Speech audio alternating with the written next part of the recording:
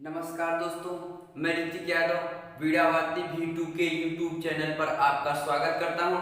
आज इस वीडियो में हम बात करेंगे क्लास 10 फिजिक्स का 6वां चैप्टर, जिसका नाम है प्रिज्म द्वारा प्रकाश का अपवर्तन एवं वर्ण विक्षेपण। दोस्तों देखिए, आज का जो चैप्टर है वो बहुत ही बढ़िया चैप्टर है, क्योंकि ये हमारे दैनिक जीवन में, मतलब हम अपने दैनिक जीवन में देखते हैं, कहीं भी देखते हैं, जैसे तारे क्यों टिमटिमाते हैं, दूर की बत्ती यानी खतरे का जो सिग्नल होता है वो लाल क्यों किया जाता है, लाल बत्ती क्यों लगाई जाती है उसमें, तो उन सब के बारे में हम इस चैप्टर में बात करेंगे। प्रिज्म द्वारा प्रकाश का अपवर्तन एवं वर्ण विक्षेपण। तो आइए समझते हैं पहले प्रिज्म किसे कहते हैं, उसके बाद तो हम बात करेंगे कि दूर या खतरे का सिग्नल लाल क्यों होता है, सुबह एवं शाम के समय सूर्य क्यों लाल दिखाई देता है, और क्षितिज से नीचे यानी हमको जहां नहीं दिखाई देता है, क्षितिज से नीचे कुछ नीचे जाने के बाद भी सूर्य हमें दिखाई देता है।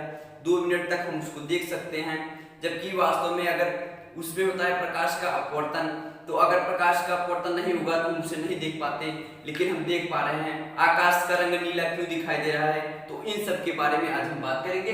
तो पहले जानेंगे कि प्रिज्म किसे कहते हैं। देखिए, थोड़ा सा फिगर में समझाने में कठिनाई हो रही थी, इसलिए हमने यहाँ पर एक कागज का बना लिया है जिसे हम आपको बहुत बढ़िया से समझा सकें। देखिए, प्रिज्म किसे कहते हैं, कहेंगे कि किसी भी कोण पर, देखिए ये हमारा एक पृष्ठ है, ये दूसरा पृष्ठ है, ये 1 2 पृष्ठ है, ठीक। तो क्या कहते हैं, कहते हैं कि किसी भी कोण पर झुके हुए, किसी भी कोण पर झुके हुए 2 समान पारदर्शी माध्यम को प्रिज्म कहते हैं। जैसे देखिए, ये हम आप लोगों को कागज से बनाए हैं ताकि आप लोगों को समझ में आए।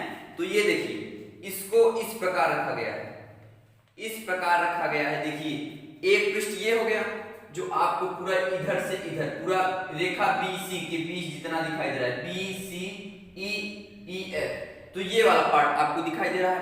फिर देखिए, इसके पीछे वाला एक पार्ट, इसके पीछे वाला एक पार्ट है, और यहाँ पर ये आधार है। तो इस तरह से रखा गया है, चाहे आप इसको इस तरह भी कर सकते हैं, ऐसे रखा गया है, ऐसे रखा गया है। अब देखिए इसमें क्या है, ये वाला, ये जो आपको रंगीन किया गया है, ये नीचे आधार है, क्या है, प्रिज्म का आधार है, और एक ये पृष्ठ है, एक ये पृष्ठ है। आ गया समझ में।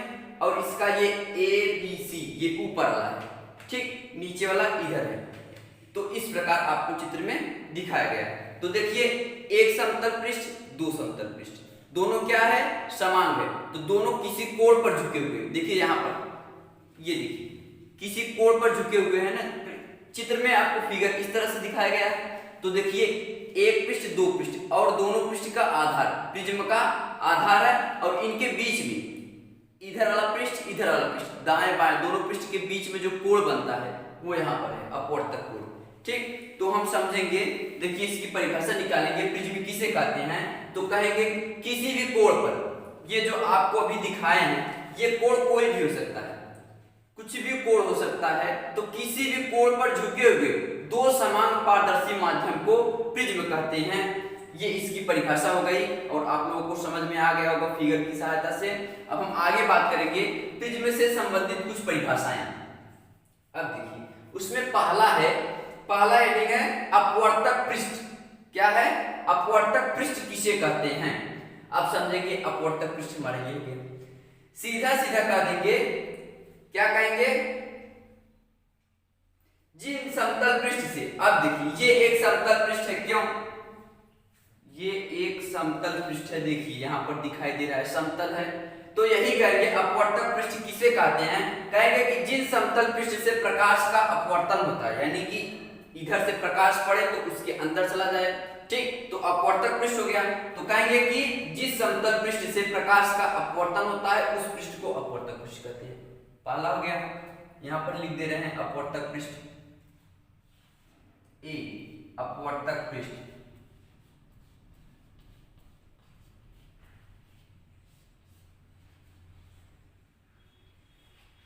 अपवर्तक पृष्ठ हो गया। बी हेडिंग दिया है इसमें प्रिज्म कोण।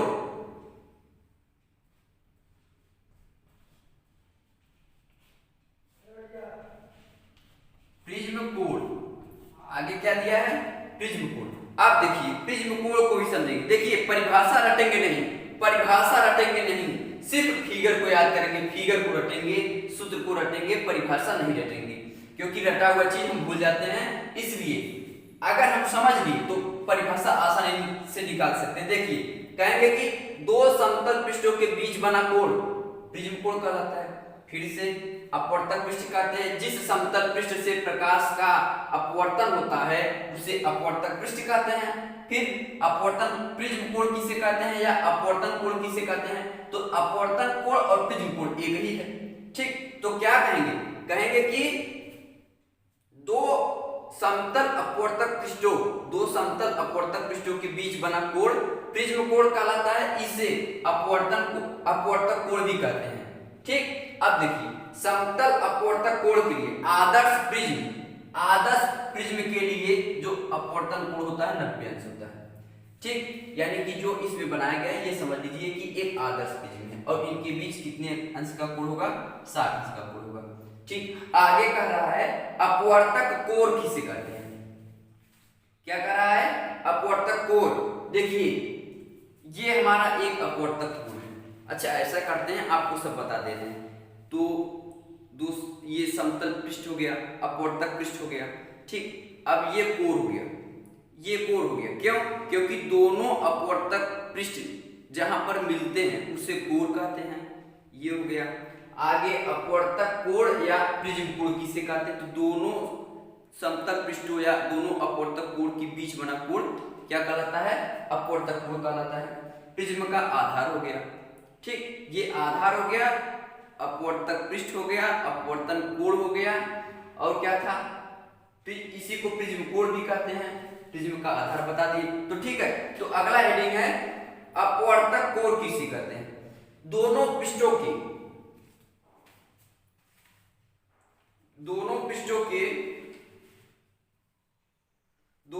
के मिलने से अपवर्तक कोण बनता है। देखिए ये अपवर्तक कोण हो गया, एक पृष्ठ दो पृष्ठ, दोनों पृष्ठ मिल गए तो क्या हो गया? अपवर्तक कोण हो गया। आगे कर रहा है प्रिज्म का आधार। देखिए अपवर्तक पृष्ठ ये क्या था? थोड़ा सा सही नहीं बन पा रहा है। देखिए अपवर्तक पृष्ठ के सामने वाला पृष्ठ, अपवर्तक पृष्ठ की, अब ये वाला जो पृष्ठ है इस प्रकार है, तो इसके सामने वाला पृष्ठ ये हो जाएगा, इसके भी सामने वाला पृष्ठ यही होगा। इस तरह से फिगर है, दोनों मिला के क्या कहेंगे? अपवर्तक पृष्ठ के सामने वाला पृष्ठ प्रिज्म का आधार कहलाता है। ठीक, तो फिगर की सहायता से अब मुख्य परिच्छेद किसे कहते हैं? इसी से बनाएंगे। मुख्य परिच्छेद किसे कहते हैं? अब इसका जो क्षेत्रफल है इसे कहीं से काट दिया जाए। जैसे देखिए ये फिगर इस तरह से था, ये फिगर ऐसे था। अब इस फिगर में हम देखिए ए बी सी, अब इसे काट दे रहे हैं। जब काट देंगे तो काट के इसे यहाँ पर रख दिए, जैसे इसे यहाँ पर से काट के ऐसे सीधा उठा के रख दिया गया, तो ये क्या हो जाता है? अब मुख्य परिच्छेद। तो क्या कहेंगे?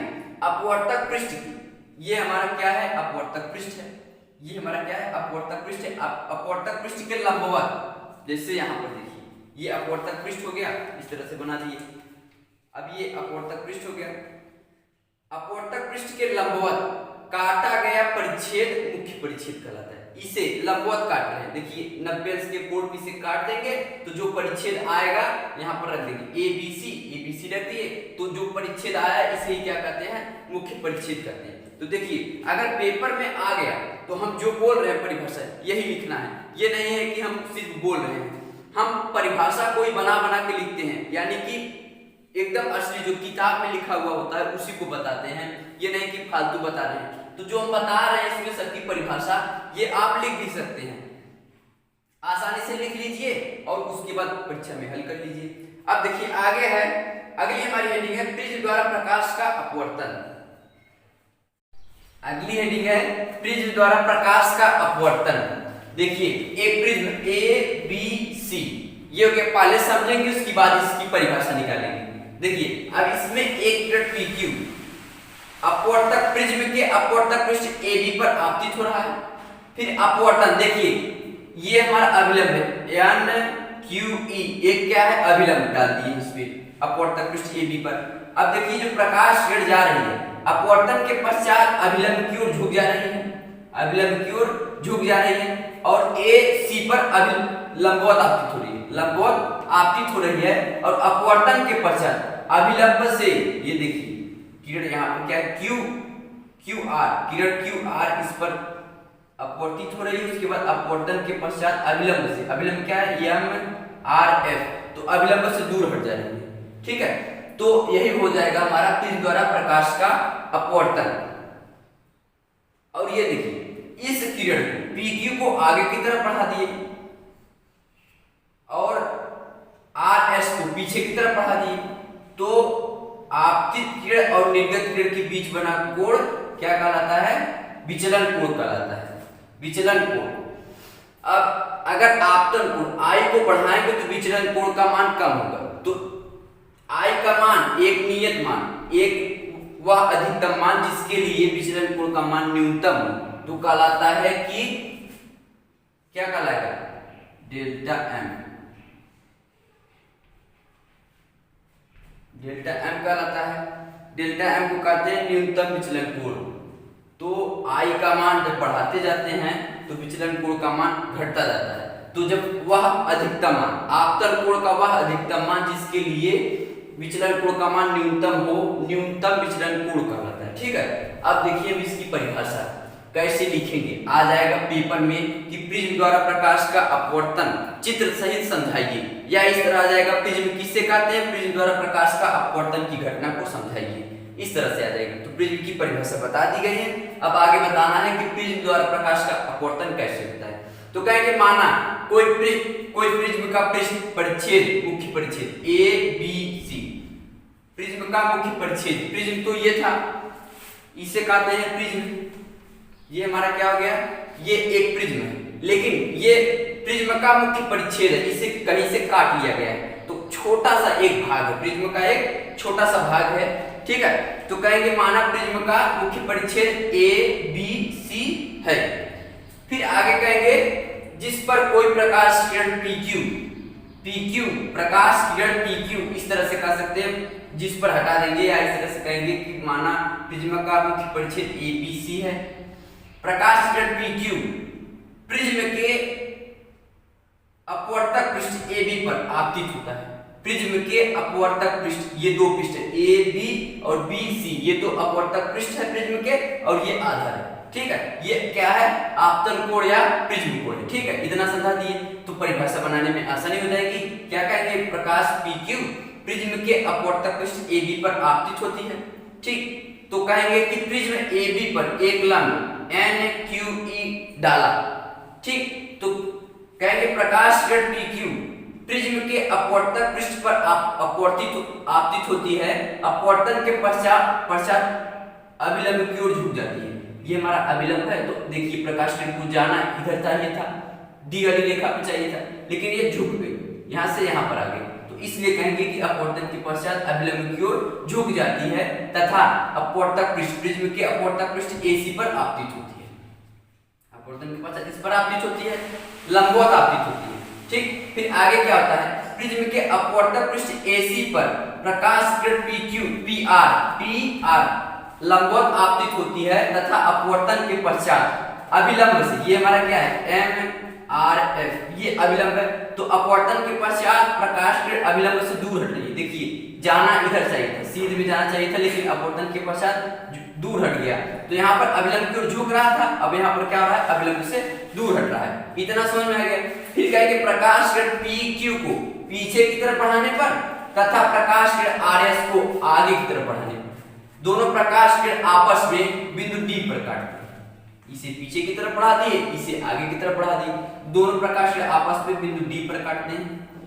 जितना बोल रहे हैं इसे आप आसानी से लिख सकते हैं। फिर आगे कहेंगे कि आपतित प्रकाश किरण, क्योंकि ये आ रही थी प्रकाश किरण, तो आपतित प्रकाश किरण तथा निर्गत प्रकाश किरण, ये हमारा क्या है, निर्गत प्रकाश किरण के बीच बना कोण क्या कहलाता है, विचलन कोण कहलाता है, प्रिज्म का विचलन कोण कहलाता है। फिर आगे कहेंगे यदि आपतन कोण I को, यदि अपवर्तित किरण या अपवर्तित किरण में, आपतित किरण में आपतन कोण, इस प्रकार के, यदि अपवर्तित किरण में आपतन कोण I को बढ़ाते जाए तो विचलन कोण का मान घटता जाता है। तो आगे कहेंगे कि वह आपतन कोण का एक ऐसा मान जिस पर विचलन कोण न्यूनतम हो जाता है। तो इसलिए कहते हैं कि मतलब इसको कितना बढ़ा दिया जाए कि ये कम हो जाए। ठीक, तो कहेंगे कि वह आपतित किरण में आपतन कोण का वह अधिकतम मान, आई का वह मिनिमम मान, वह अधिकतम मान जिसके लिए प्रिज्म का विचलन कोण न्यूनतम, विचलन कोण मैक्सिमम होगा। ये क्या होगा? मैक्सिमम, और ये हो जाएगा हमारा मिनिमम। ठीक, तो आपतित किरण में या आपतित किरण के आपतन कोण का वह अधिकतम मान जिसके लिए न्यूनतम विचलन कोण का मान न्यूनतम, तो उसे कहते हैं न्यूनतम विचलन कोण स्मॉल m। ठीक, क्या कहते हैं? न्यूनतम विचलन कोण स्मॉल m। ये हो गया। फिर आगे हम कर सकते हैं कि अपवर्तक पृष्ठ AB तथा AC के बीच बना कोण क्या कहलाता है? अपवर्तक कोण या प्रिज्म कोण कहलाता है। ठीक, तो कितनी आसानी से इसके बारे में हम लिख सकते हैं। सिर्फ फिगर याद होना चाहिए। क्या याद होना चाहिए? फिगर याद होना चाहिए, जिसकी सहायता से हम इसे पूरी डिटेल्स में यानी कि इसका एक एक पॉइंट लिख सकते हैं। ठीक है, तो इनके बीच में जो कोण बनता है, ये एक अपवर्तक पृष्ठ, दूसरा अपवर्तक पृष्ठ, AB AC के बीच बना कोण अपवर्तक कोण या प्रिज्म कोण कहलाता है। इसके सामने वाला पृष्ठ प्रिज्म का आधार कहलाता है। उसके बाद ये PQ आपतित किरण है। यहाँ पर जाने के बाद क्या होती है? ये वायु है, ये कांच है, ये वायु कांच। तो देखिए, जब विरल माध्यम से सघन माध्यम में जाता है प्रकाश किरण, तो अभिलंब की ओर झुक जाता है। दूसरे उसका उल्टा क्या होता है कि सघन माध्यम से विरल माध्यम में जाता है तो अभिलंब से दूर हट जाता है। तो देखिए, ये सघन माध्यम हो गया, ये विरल माध्यम हो गया, अभिलंब से दूर हट जा रहा है। ठीक है, तो इसे आगे की तरफ बढ़ा दिए, इसे पीछे की तरफ बढ़ा दिए, इसे आगे की तरफ बढ़ा दिए। तो ये आपतित किरण है और ये निर्गत किरण, क्योंकि प्रिज्म से निकल जा रही है। तो कहेंगे आपतित किरण और निर्गत किरण के बीच में बना कोण किसी एक बिंदु D पर काटते हैं तो आपतित किरण और निर्गत किरण के बीच बना कोण विचलन कोण कहलाता है। अगर यदि आपतित किरण के आपतन कोण I को बढ़ाया जाए तो विचलन कोण का मान कम होगा। तो आगे कहेंगे वह आपतित किरण के आपतन कोण का वह अधिकतम मान जिसके लिए विचलन कोण न्यूनतम हो, न्यूनतम विचलन कोण डेल्टा m कहलाता है। डेल्टा m कहलाता है। बस इतना ही कर सकते, इतनी आसानी से हम इसको लिख सकते हैं। अब हम आगे की बात करेंगे फिगर के साथ। तीसरा हेडिंग हमारा होगा प्रिज्म द्वारा श्वेत प्रकाश का वर्णविक्षेपण।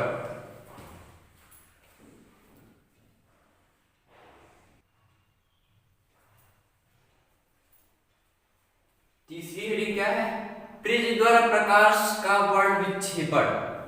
तो देखिए, ये प्रिज्म है, तो ये प्रकाश किरण है, इनका वर्णविक्षेपण। सूर्य के प्रकाश में कुल 7 रंग होते हैं। कौन कौन से रंग होते हैं? लाल, नारंगी, पीला, हरा, नीला, जामुनी और बैंगनी, ये 7 रंग होते हैं। लेकिन जब ये सातों कलर या सातों रंग के प्रकाश किरण एक साथ मिलकर जाती हैं या एक साथ होती हैं, इकट्ठी होती हैं, तो हमें किस तरह दिखाई देता है? श्वेत कलर, सफेद कलर का दिखाई देता है। तो हम क्या देख रहे हैं कि प्रिज्म द्वारा, इसका कहने का मतलब ये है, प्रिज्म द्वारा प्रकाश का वर्णविक्षेपण कहने का मतलब है कि प्रिज्म हो तो श्वेत प्रकाश को उस पे आपतित कराएंगे और अपवर्तन में जितने भी रंग उसमें मिले उसे हम क्या करेंगे? एक अलग अलग रंग में हम निकालेंगे। तो देखते हैं प्रिज्म द्वारा प्रकाश का वर्णविक्षेपण, इसे किस प्रकार परिभाषित करेंगे। तो हमने आपको बताया सूर्य में 7 रंग होते हैं, इसलिए आप कहेंगे कि सूर्य का प्रकाश अनेक रंगों से मिलकर बना है। सूर्य में कुल 7 रंग उपस्थित होता है। सूर्य में कुल 7 रंग उपस्थित होता है। जब ये 7 रंग आपस में मिले हुए होते हैं तो उन्हें श्वेत प्रकाश कहते हैं। क्या कहते हैं? श्वेत प्रकाश कहते हैं। फिर आगे कहेंगे जब किसी प्रिज्म पर श्वेत प्रकाश को आपतित किया जाता है, किसी प्रिज्म पर श्वेत प्रकाश को आपतित किया जाता है तो श्वेत प्रकाश अपवर्तन के पश्चात अभिलंब की ओर, अभिलंब से दूर हट जाता है, या कहेंगे प्रिज्म की आधार की ओर झुक जाता है। तो यहाँ पर देखिए प्रकाश की जाना इधर चाहिए था, तो देख आप कह रहे हैं कि प्रकाश के आधार की ओर क्या हो रहा है? झुक रहा है। तो कहेंगे कि जब किसी प्रिज्म पर श्वेत प्रकाश को आपतित किया जाता है तो श्वेत प्रकाश अपवर्तन के पश्चात प्रिज्म के आधार की ओर झुक जाता है। सातों रंग प्रिज्म के आधार की ओर झुक जाते हैं तो जिसे प्रिज्म के या कहेंगे जिसे बगल लगे पर्दे श्वेत पर्दे पर अपवर्तन के पश्चात आधार की ओर झुक जाता है तथा 7 रंगों में विभक्त हो जाता है। 7 रंगों में विभक्त हो जाता है जो बगल में रखी श्वेत पट्टी पर, श्वेत सफेद पट्टी पर एक अलग अलग पट्टी बना लेते हैं, एक अलग अलग सांचा बना लेते हैं। जैसे रेड वाला कुछ ऊपर होगा, उसके नीचे नारंगी वाला, उसके नीचे पीला वाला, तो जो श्वेत पट्टी होगी या श्वेत पर्दा होगा उस पे एक अलग अलग पट्टी हो जाती है, अलग अलग रंगों की पट्टी बन जाती है। इसी अलग अलग रंगों की पट्टी को क्या कहते हैं? वर्णक्रम। क्या कहते हैं? वर्णक्रम कहते हैं। और इसका दूसरा नाम है स्पेक्ट्रम। इसे क्या कहते हैं? अलग अलग रंगों में जो विभक्त हुआ है इनको कहते हैं वर्णक्रम या स्पेक्ट्रम। तथा इस घटना को क्या कहते हैं? वर्ण विक्षेपण कहते हैं। आप इस तरह से इसकी परिभाषा पहले 2 लाइन लिखेंगे, उसके बाद जो भी बताए हैं इसका फिर हम जो है एक एक लाइन वर्णन करेंगे, समझाएंगे। तो पहले आप कर सकते हैं कि श्वेत प्रकाश का प्रिज्म की सहायता से अपवर्तन के पश्चात सभी रंगों में विभक्त होने की क्रिया को प्रकाश या प्रिज्म द्वारा प्रकाश का प्रिज्म के द्वारा वर्ण विक्षेपण कहते हैं। वर्ण विक्षेपण किसे कहते हैं? श्वेत प्रकाश का किसी प्रिज्म के द्वारा अपवर्तन के पश्चात विभिन्न रंगों में विभक्त होने की क्रिया को प्रकाश का वर्ण विक्षेपण कहते हैं। प्रकाश का किसी प्रिज्म की सहायता से वर्ण विक्षेपण कहते हैं। ठीक है। और आगे कहेंगे कि अलग अलग रंगों में जो अलग अलग विभक्त हुए होते हैं रंग, अलग अलग विभक्त हुए रंग को वर्ण विक्षेपण क्या कहते हैं? इसको स्पेक्ट्रम। क्या कहते हैं? इसे कहते हैं स्पेक्ट्रम। और इस घटना को क्या कहते हैं? वर्ण विक्षेपण कहते हैं। तो आप लोगों को समझ में आ गया किस तरह से इसका वर्णन करेंगे।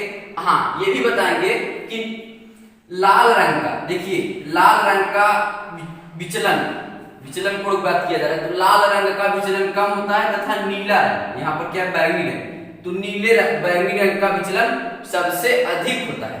ठीक है। इसमें आप बताएंगे कि वर्ण विक्षेपण कहते हैं, पूरी घटना बताने के बाद वर्ण विक्षेपण कहते हैं। फिर कहेंगे पर्दे पर सबसे नीचे बैगनी होता है, उसके बाद जामुनी, फिर कामा नीला, हरा, कामा पीला, कामा नारंगी तथा अंत में लाल होता है। ये कहेंगे फिर से जब किसी श्वेत प्रकाश को प्रिज्म पर आपतित किया जाता है तो अपवर्तन के पश्चात सभी प्रकाश किरण अपने रंगों में विभक्त हो जाते हैं। इस घटना को वर्ण विक्षेपण कहते हैं तथा विभक्त हुए रंगों को स्पेक्ट्रम कहते हैं। ठीक। फिर आगे कहेंगे कि श्वेत प्रकाश में सबसे नीचे बैगनी होता है तथा बैगनी श्वेत प्रकाश में नीचे से रंगों का क्रम, इस तरह से भी आप कर सकते हैं। श्वेत प्रकाश में श्वेत पर्दे पर प्रकाश का नीचे से क्रम, रंगों के प्रकाश का नीचे से क्रम बैगनी, जामुनी, नीला, हरा, पीला, नारंगी और लाल हो जाएगा। तो कहेंगे कि यह श्वेत प्रकाश का विभिन्न रंगों में विभक्त होना अलग अलग रंग के प्रकाश का विचलन कोण क्या कारण है? अलग अलग प्रकाश के रंगों का विचलन कोण। तो लाल रंग का विचलन कोण सबसे कम होता है तथा बैगनी रंग का विचलन कोण सबसे अधिक होता है तथा अन्य रंगों का विचलन कोण इन दोनों रंगों के बीच में होता है। इसी तरह से किताब में दिया है, इसी तरह से आप लोगों को पढ़ना भी है। देखिए चित्र में कितनी आसानी से इसको बना सकते हैं कि लाल रंग का विचलन कोण सबसे कम होता है तथा बैगनी रंग का विचलन कोण सबसे अधिक होता है तथा अन्य सभी रंगों का विचलन कोण इन दोनों रंगों के बीच में होता है। तो अलग अलग रंगों में विभक्त होने का क्या रीजन है? तो उसका यही रीजन है कि अलग अलग रंगों का जो विचलन कोण है वो अलग अलग है। विचलन कोण अलग अलग है। लाल के लिए विचलन कोण अलग है, पीले के लिए उससे ज्यादा, नारंगी के लिए उससे ज्यादा, लाल के लिए उससे ज्यादा, हरा के लिए उससे ज्यादा। तो सबसे ज्यादा किसका है? बैगनी का। तो इसीलिए कहते हैं कि श्वेत प्रकाश का अपवर्तन के पश्चात सभी रंगों में विभक्त होना अलग अलग रंगों के लिए विचलन कोण अलग अलग होता है। इतना ही सिर्फ आपको पेपर में लिखना है। और ये इंपॉर्टेंट भी है कि प्रिज्म द्वारा प्रकाश का वर्ण विक्षेपण किसे कहते हैं, वर्ण विक्षेपण की घटना को समझाइए, स्पेक्ट्रम किसे कहते हैं, संरचना भी बताइए। इस तरह से सवाल आते हैं। अब आगे का हमारा सवाल है, आगे सवाल है हमारा, यह हेडिंग है प्रिज्म द्वारा प्रकाश के वर्ड विक्षेपण का कारण, क्या कारण है? अब हम आपको ये बताएंगे।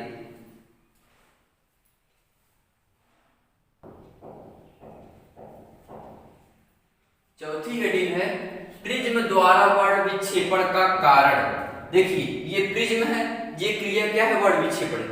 कौन सा ऐसा कारण है जिसकी वजह से ये अपने अलग अलग रंगों में विभक्त हो जा रहा है श्वेत प्रकाश? देखिए इसका पहला कारण, पहले समझेंगे, इसका पहला कारण है तरंगदैर्घ्य।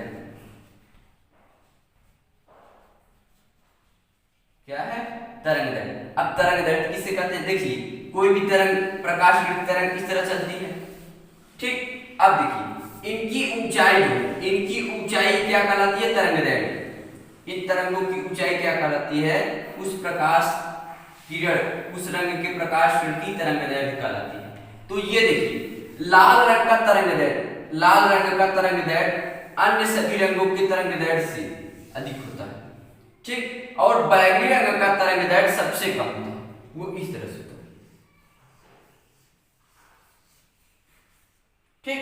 ये समझ में आ गया? लाल रंग का तरंगदैर्घ्य सबसे अधिक होता है, बैगनी रंग का तरंगदैर्घ्य सबसे कम होता है। अब देखिए जब श्वेत प्रकाश इसके अंदर प्रवेश करता है, इसमें भी ये जो बने कांच के अणु, इनके कांच के कई अणु होंगे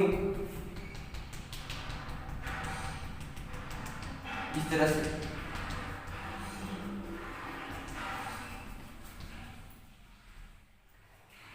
तो अब देखिए ये जो होता है लाल रंग, ये इन कणों से कम टकराता है, इन कणों से उतनी ही दूरी चलने में, उतनी ही दूरी चलने में लाल रंग का प्रकाश जो है कणों से कम टकराता है, ठीक।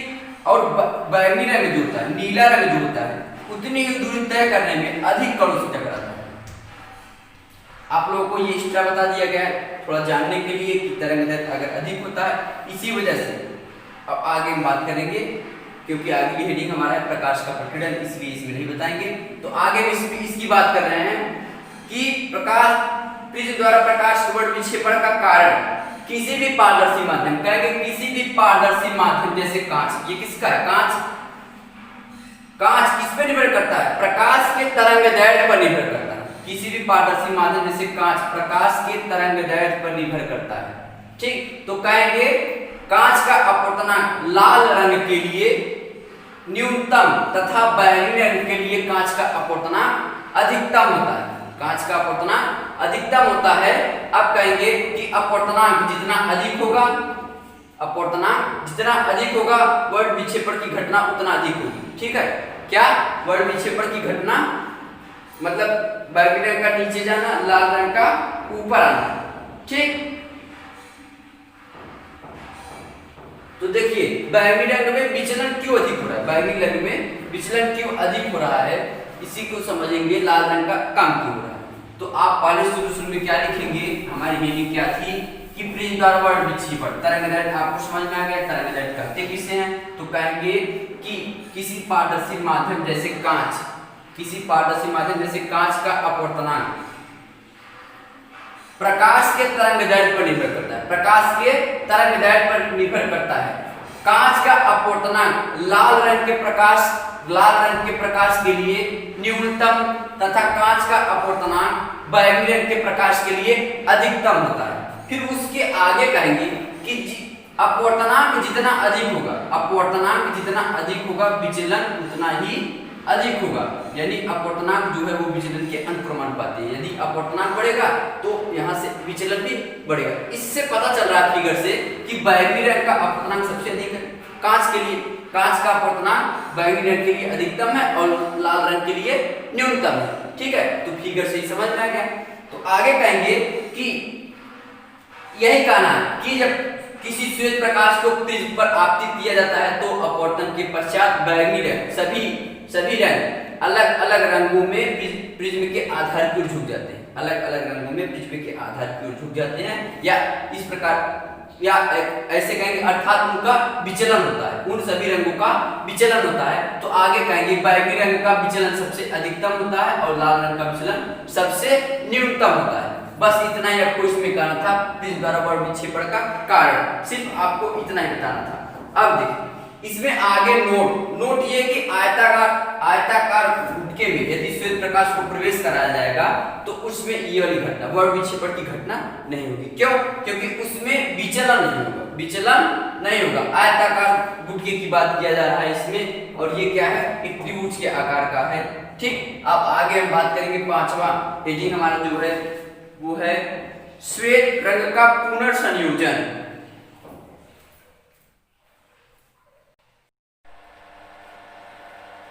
अगली हमारी हेडिंग है श्वेत रंगों का पुनर्संयोजन। यानी कि पहले जब किसी प्रकाश किरण को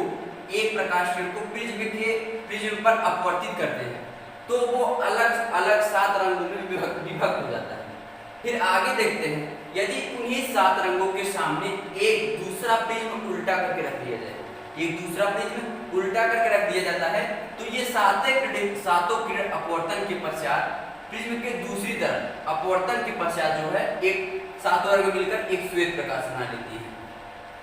इस प्रयोग से स्पष्ट होता है कि श्वेत प्रकाश इन्हीं 7 रंगों से मिलकर बना है, तभी तो ये 7 रंग डालने के बाद श्वेत प्रकाश मिल जा रहा है हमको। तो प्रिज्म केवल क्या कर रहा है, इन 7 रंगों को विभक्त कर रहा है। पहले तो ये कंफ्यूजन हो सकता है प्रिज्म के अंदर कोई कुछ ऐसा हो जिसकी वजह से ये 7 रंग अलग अलग दिखाई दे रहे हो, लेकिन बाद में इसके प्रयोग से सिद्ध हो गया कि नहीं, श्वेत प्रकाश में 7 रंग होते हैं। अब देखिए श्वेत रंगों का पुनर्संयोजन कैसे लिखेंगे?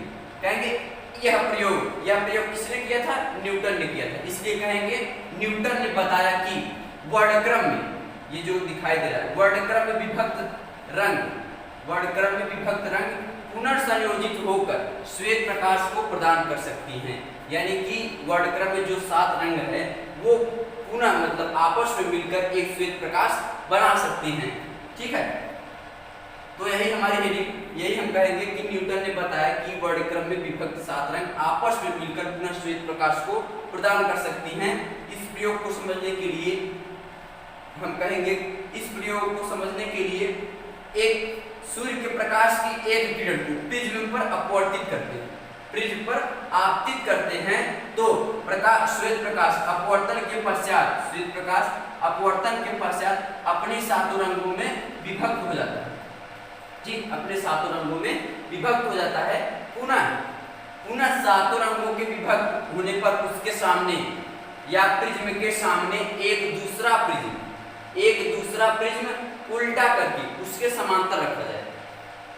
इस प्रकार कहेंगे सूर्य के एक प्रकाश किरण को प्रिज्म पर आपतित करने पर अपवर्तन के पश्चात सूर्य का श्वेत प्रकाश अपने 7 रंगों में विभक्त हो जाता है। पुनः दूसरे प्रिज्म को उल्टा करके, ये देखिए प्रिज्म इस तरह होता है, इसको उल्टा करके, ये पहला प्रिज्म ये दूसरा प्रिज्म उल्टा करके उसके पहले प्रिज्म के समांतर रखने पर, पहले प्रिज्म के समांतर तथा प्रिज्म के आगे रखने पर सभी 7 विभक्त रंग पुनः दूसरे प्रिज्म से अपवर्तन के पश्चात एक श्वेत प्रकाश बना लेती है।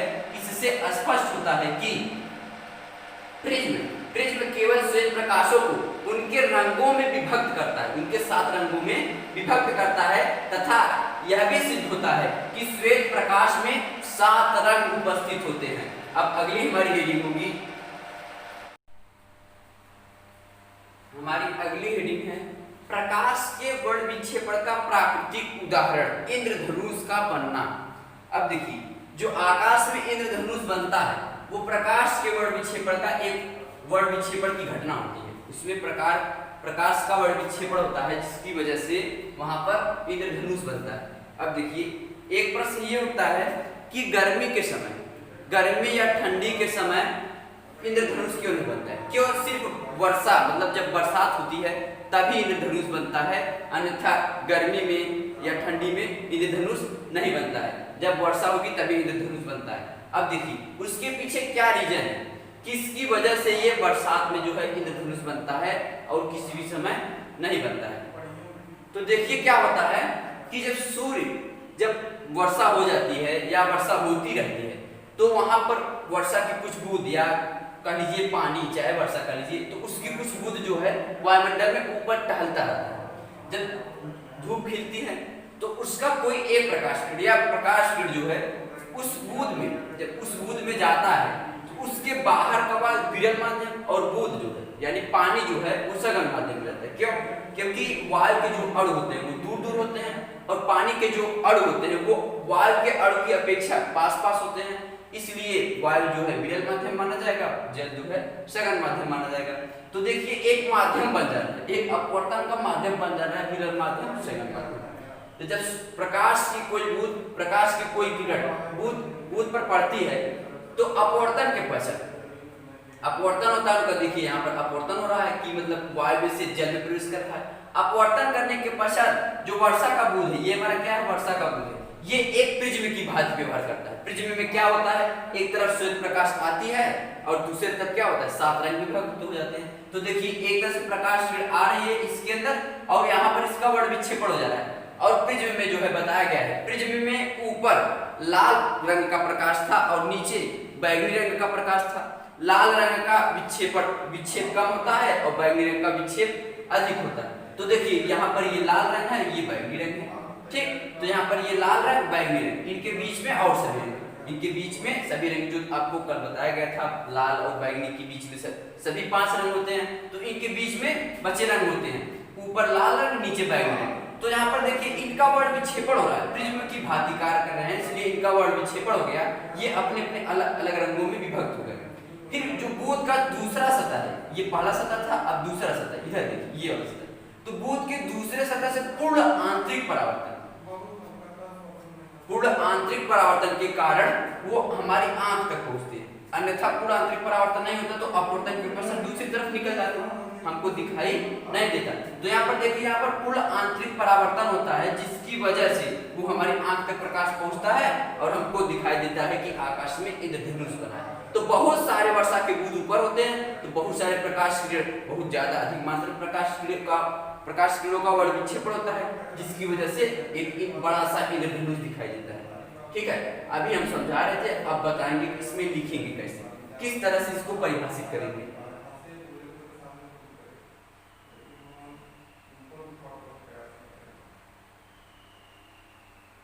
देखिए किस तरह बताते हैं, कहेंगे कि प्रकाश के वर्ण विक्षेपण का प्राकृतिक उदाहरण इंद्रधनुष का बनना है, एक लाइन। दूसरी लाइन कहेंगे कि जब वर्षा होती है, जब बरसात होती है या बरसात के बाद जब धूप खिलती है तो क्या होता है, आकाश में एक रंगीन, क्योंकि देखिए इंद्रधनुष रंगीन होता है, एक रंगीन संकेंद्री इंद्रधनुष कैसे होता है, इस तरह से होता है। ये हमारा क्या हो गया, इंद्रधनुष। आप सभी लोग देखे होंगे इंद्रधनुष कैसा होता है, संकेंद्री वृत्त सूर्य के चाप के विपरीत, इस तरह से सूर्य का उल्टा होता है, जिधर सूर्य रहेगा उसका विपरीत रहता है। ठीक है, अब देखिए, अब परिभाषित कर रहे हैं सही से, देखिए क्या कहेंगे कि प्रकाश के वर्ण विक्षेपण का एक प्राकृतिक उदाहरण इंद्रधनुष का बनना होता है। बरसात के बाद या बरसात में जब धूप खिलती है तो एक रंगीन, आकाश में एक रंगीन संकेंद्री वृत्त चाप सूर्य के विपरीत चाप दिखाई देता है, जिसे इंद्रधनुष कहते हैं। ठीक है, मतलब कि इसी तरह होता है, इसमें कई रंग होते हैं, इसी तरह से बने होते हैं, एक धनुष के आकार का, उसका नाम भी बना दिए इंद्रधनुष। ठीक है, उसके बाद आगे कहेंगे कि जब सूर्य से एक श्वेत प्रकाश कहेंगे कि बरसात के समय या बरसात के बाद वर्षा के कुछ बूंद वायुमंडल में घूमते रहते हैं, जहां वर्षा के बूंद सघन माध्यम का और वायु विरल माध्यम का कार्य करते हैं। देखिए ये वायु है, ये वर्षा पानी है। तो जब सूर्य का एक प्रकाश किरण वर्षा के एक बूंद पर पड़ता है तो अपवर्तन के पश्चात उस श्वेत प्रकाश का वर्ण विक्षेपण हो जाता है, यानी अलग अलग रंगों में विभक्त हो जाते हैं। सबसे कम विचलन लाल रंग का होता है, सबसे अधिक विचलन बैंगनी रंग का होता है। 2 रंगों को दिखाया गया है ताकि आपको स्पष्ट दिखाई दे। तो क्या कहेंगे कि अपवर्तन के पश्चात उनका वर्ण विक्षेपण हो जाता है, वो अलग अलग रंगों में विभक्त हो जाते हैं, तथा वर्षा के या जल के बूंद के दूसरी सतह सतह पर उनका पूर्ण आंतरिक परावर्तन हो जाता है, उनका पूर्ण आंतरिक परावर्तन हो जाता है, जिसके पश्चात वो हमारी आंख तक प्रकाश किरण पहुंचती है और हम आकाश में एक रंगीन संकेंद्रीय वृत्त दिखाई देता है, जिसे क्या कहते हैं, इंद्रधनुष कहते हैं। ठीक, तो आज आप लोगों को समझ में आ गया होगा कि आकाश में बरसात के ही समय क्यों इंद्रधनुष बनता है, क्योंकि गर्मी के समय वहां पर क्या होता है, पानी नहीं होती है, नमी नहीं होती है। ठीक है, ठंडा तो होता है, ये तो है कि मतलब कि नीचे से तापमान ऊपर ठंडा होता है, लेकिन वहां पर नमी नहीं होती है, वहां पर प्रकाश का वर्ण विक्षेपण नहीं होता है, वहां पर बुध जो है वो नमी जो है प्रिज्म की तरह व्यवहार नहीं करते हैं, जिसकी वजह से वहां पर इंद्रधनुष नहीं बनता है, सिर्फ बरसात के समय में बनता है, क्योंकि वर्षा का जल जो होता है ऊपर, वर्षा का जल एक प्रिज्म की भांति व्यवहार करता है, जहां पर श्वेत प्रकाश का अपवर्तन के पश्चात वर्ण विक्षेपण होता है, और दूसरी सतह पर, ये पहली सतह का, दूसरी सतह पर उनका पूर्ण आंतरिक परावर्तन होता है। इनकी व्याख्या और भी बढ़ाकर किस तरह से करेंगे, इस तरह से कह देंगे कि प्रकाश के वर्ण विक्षेपण का प्राकृतिक उदाहरण इंद्रधनुष का बनना है। उसके बाद कहेंगे बरसात के समय या बरसात के बाद या बरसात के समय जब धूप खिलती है तो आकाश में एक रंगीन संकेंद्री वृत्त सूर्य के विपरीत चाप का दिखाई देता है, जिसे इंद्रधनुष कहते हैं। उसके बाद कहेंगे कि बरसात के समय या बरसात के बाद जब धूप खिलती है तो वर्षा की कुछ बूंद वायुमंडल में घूमती रहती हैं, जो सघन माध्यम का कार्य करती है, तथा उसके बाहर का वायु विरल माध्यम का कार्य करता है। सूर्य से चलने वाली कोई प्रकाश किरण P वर्षा के बिंदु Q पर आपतित होती है। ठीक, अपवर्तन के पश्चात अलग अलग रंगों में विभक्त हो जाती है, या अपवर्तन के पश्चात उस श्वेत प्रकाश का वर्ण विक्षेपण हो जाता है। ठीक, उसके बाद कहेंगे वर्ण विक्षेपण के पश्चात बुध के दूसरी सतह बिंदु R पर बताएंगे कि कहां हो रहा है। बिंदु R पर उस रंगीन प्रकाश किरणों का पूर्ण आंतरिक परावर्तन होता है, जिसके पश्चात वह प्रकाश किरण, वह रंगीन प्रकाश किरण हमारी आंखों तक पहुंचता है, जिसकी वजह से हमें आकाश में एक रंगीन संकेंद्री सूर्य के विपरीत चाप का दिखाई देता है, जिसे हम कहते हैं इंद्रधनुष। ठीक, उसके बाद कहेंगे इंद्रधनुष में सबसे बाहर का रंग लाल होता है और सबसे अंदर का रंग बैगनी होता है। क्यों? क्योंकि इसमें कई रंग होते हैं, तो सबसे ऊपर का रंग लाल हो जाता है और अंदर का रंग क्या हो जाता है, बैगनी रंग हो जाता है। अब हमारी अगली हेडिंग होगी,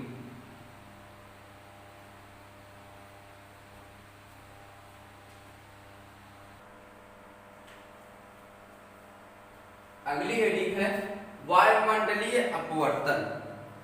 मतलब कि वायुमंडल में अपवर्तन कैसे होता है, प्रकृति की बात किया जा रहा है। तो देखिए वायुमंडल में अपवर्तन कब होता है, पहले समझेंगे। देखिए वायुमंडल में हर जगह वायु है, मान लीजिए ये हमारा पृथ्वी है, इस पे यहां तक वायुमंडल है। ठीक, उसके बाद इसमें कई परत है, मान लीजिए इधर से सूर्य की रोशनी आ रही है, इस पे कई परत है, 1 2 ऐसे कई परत होती है। ठीक है, ये मान क्या है, पृथ्वी। समझने की कोशिश करेंगे अपवर्तन की घटना कब होती है। अब देखिए यहाँ पर अपवर्तन की घटना होगी कब। देखिए जब कोई प्रकाश की किरण यहाँ से चलती है तो यहाँ पृथ्वी पर आकर जब टकराती है तो पृथ्वी द्वारा उसे अवशोषित कर लिया जाता है, उन प्रकाश किरणों को अवशोषित कर लिया जाता है या खींच लिया जाता है। तो जिसकी वजह से पृथ्वी का तापमान क्या होता है, बढ़ने लगता है। दिन की बात किया जा रहा है तो पृथ्वी का ताप बढ़ने लगता है। उसके बाद पृथ्वी जो है थोड़ा थोड़ा उष्मा जो है निकालती रहती है। तो यहाँ के चारों तरफ की जो वायु होते हैं वो क्या होते हैं, गर्म हो जाते हैं। फिर धीरे धीरे ये वायु गर्म होना स्टार्ट होते हैं पृथ्वी से, क्योंकि पहले पृथ्वी गर्म हो जाए। पृथ्वी कैसे गर्म हो रही है, सूर्य से आने वाले प्रकाश किरणों को अवशोषित कर रही है, उसके बाद गर्म हो रही है, उसके बाद थोड़ा थोड़ा उष्मा यानी गर्मी को बाहर निकाल रही है वायु में। तो चारों तरफ पृथ्वी के चारों तरफ की जो वायु है वो गर्म हो रही है धीरे धीरे। उसके बाद देखिए ऊपर की वायु क्या है, ठंडा है, क्योंकि वहां पर प्रकाश किरण का इस तरह से वहां पर उष्मा अवशोषित नहीं की जा रही है, यानी प्रकाश किरणों की एनर्जी को इकट्ठी नहीं की जा रही है, जबकि पृथ्वी द्वारा उसे अवशोषित की जा रही है। तो यहाँ पर जहाँ इसके चारों तरफ की जो वायु है, पृथ्वी के पास की वायु जो है वो गर्म हो जाती है और ऊपर की वायु क्या होती है, ठंडी होती है। तो ये जो ठंडी वायु होती है, नीचे क्या है, गर्म वायु है, तो ये एक माध्यम बना लेते हैं, ये एक अपवर्तन का माध्यम बना लेते हैं। तो ये विरल माध्यम का कार्य करने लगता है। ऊपर क्या हो जाता है, सघन माध्यम, ऊपर क्या हो जाता है, सघन माध्यम।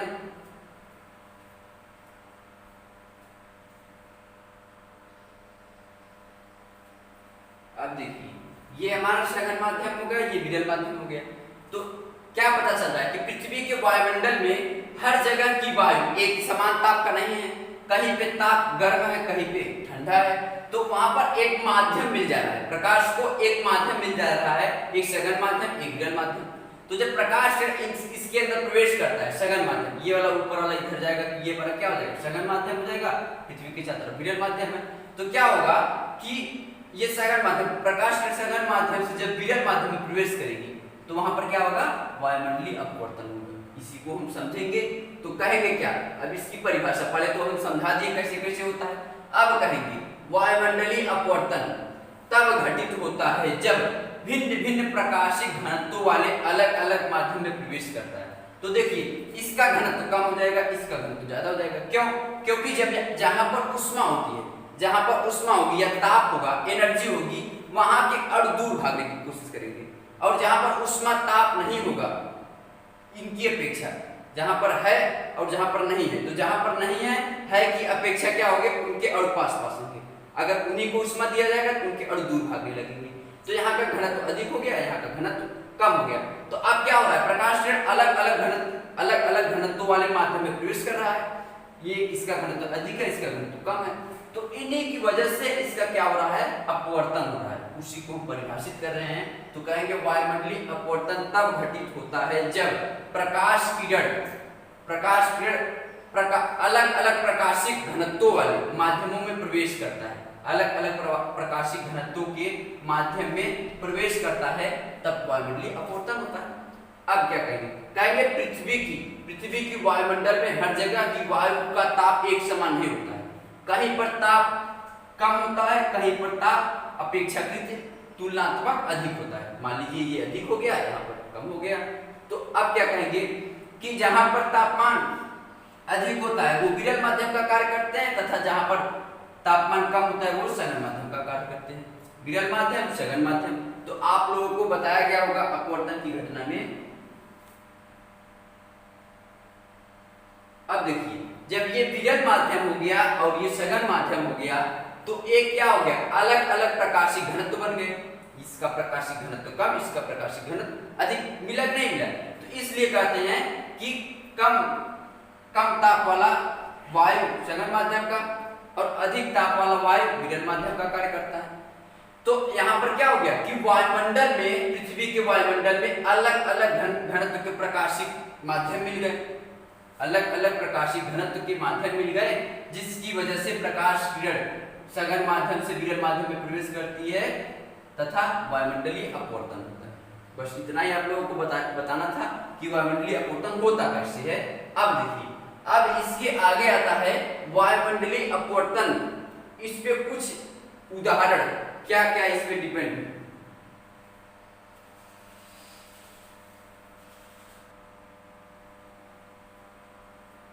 थी वायुमंडलीय अपवर्तन पर आधारित कुछ घटनाएं। तारों का टिमटिमाना, रात के समय तारे देखने पर, तारे कभी तेजी से दिखाई देते हैं, कभी धीरे से दिखाई देते हैं, कभी तेजी से दिखाई देंगे, कभी धीरे से दिखाई देंगे। तो इसी घटना को कहते हैं कि तारों का टिमटिमाना। अब देखिए तारे जो टिमटिमाते हैं वो वायुमंडलीय अपवर्तन का ही, अब वायुमंडलीय अपवर्तन के कारण ही जो है तारे टिमटिमाते हैं। देखिए कैसे टिमटिमाते हैं। मान लीजिए हमारी पृथ्वी है, इसके ऊपर कई प्रकार तारे हैं, तारे हो गए।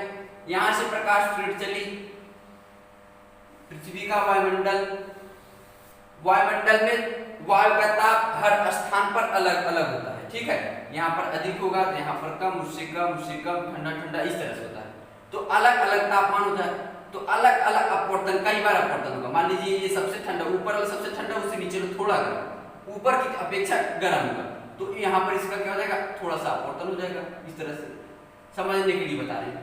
फिर ये निकलता चला जाएगा, तो यहाँ का जो वायु होगा नीचे की वायु की अपेक्षा ठंडी होगी, यानी ऊपर का वायु जितने ऊपर चले जाएगी वायु ठंडी होगी, जितने नीचे आएंगे पृथ्वी की सतह पर वायु गर्म होती है।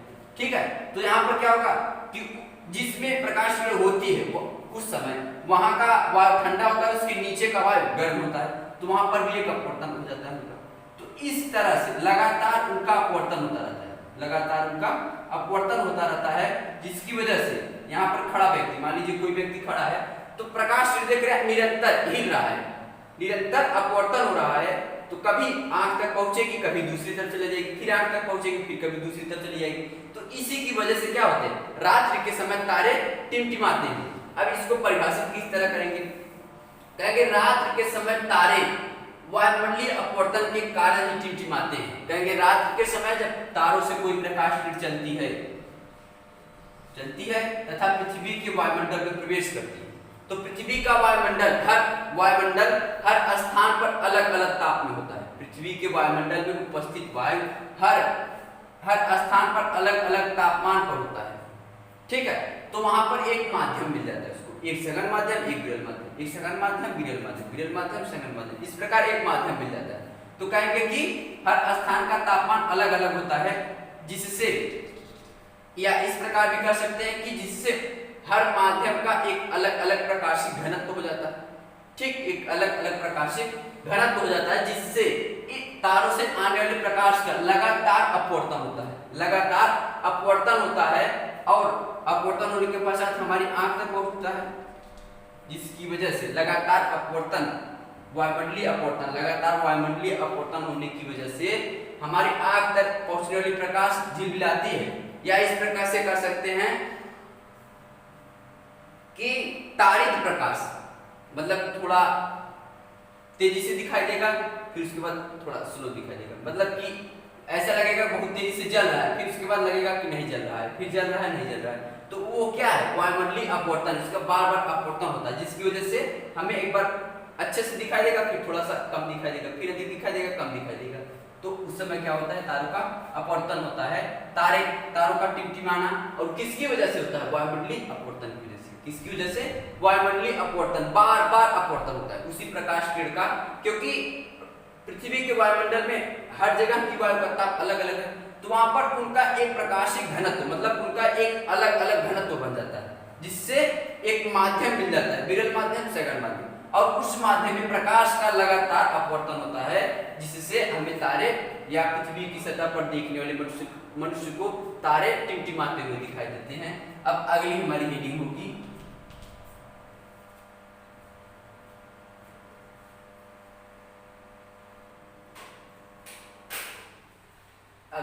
है वायुमंडलीय अपवर्तन पर आधारित कुछ घटना में दूसरा है ग्रह क्यों नहीं टिमटिमाते।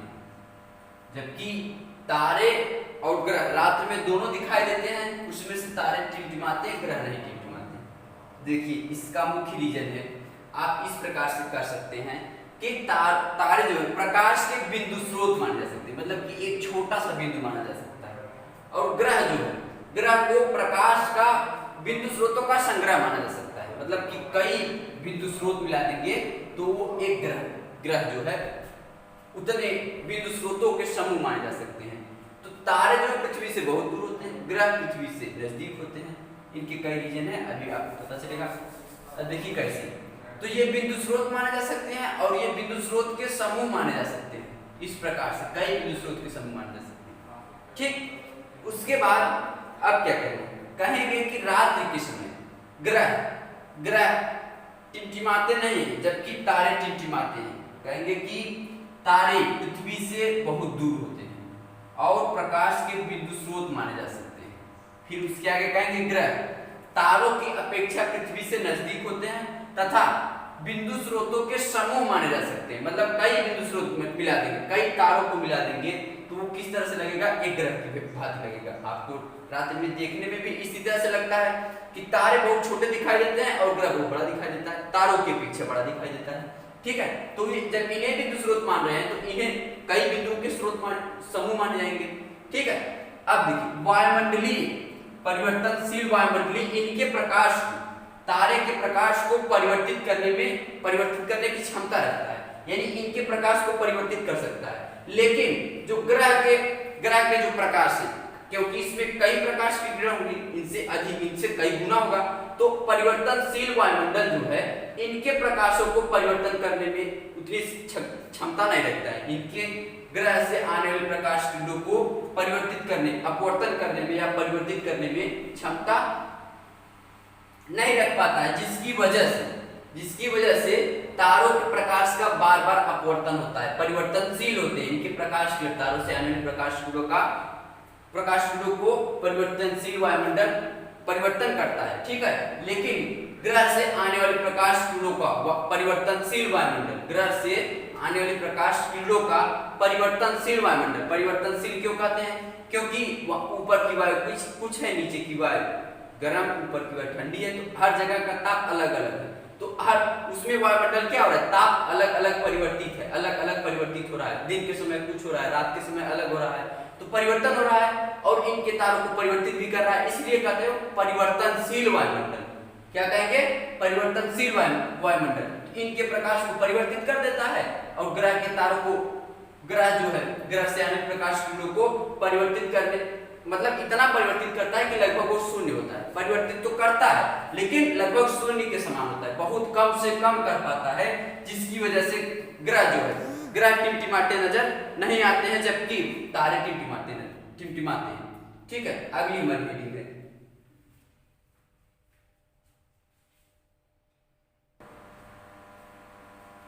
2 मिनट फिर इसे एक बार फिर से बता देते हैं, क्योंकि एक सीरियल वाइज निकला होगा पेपर में।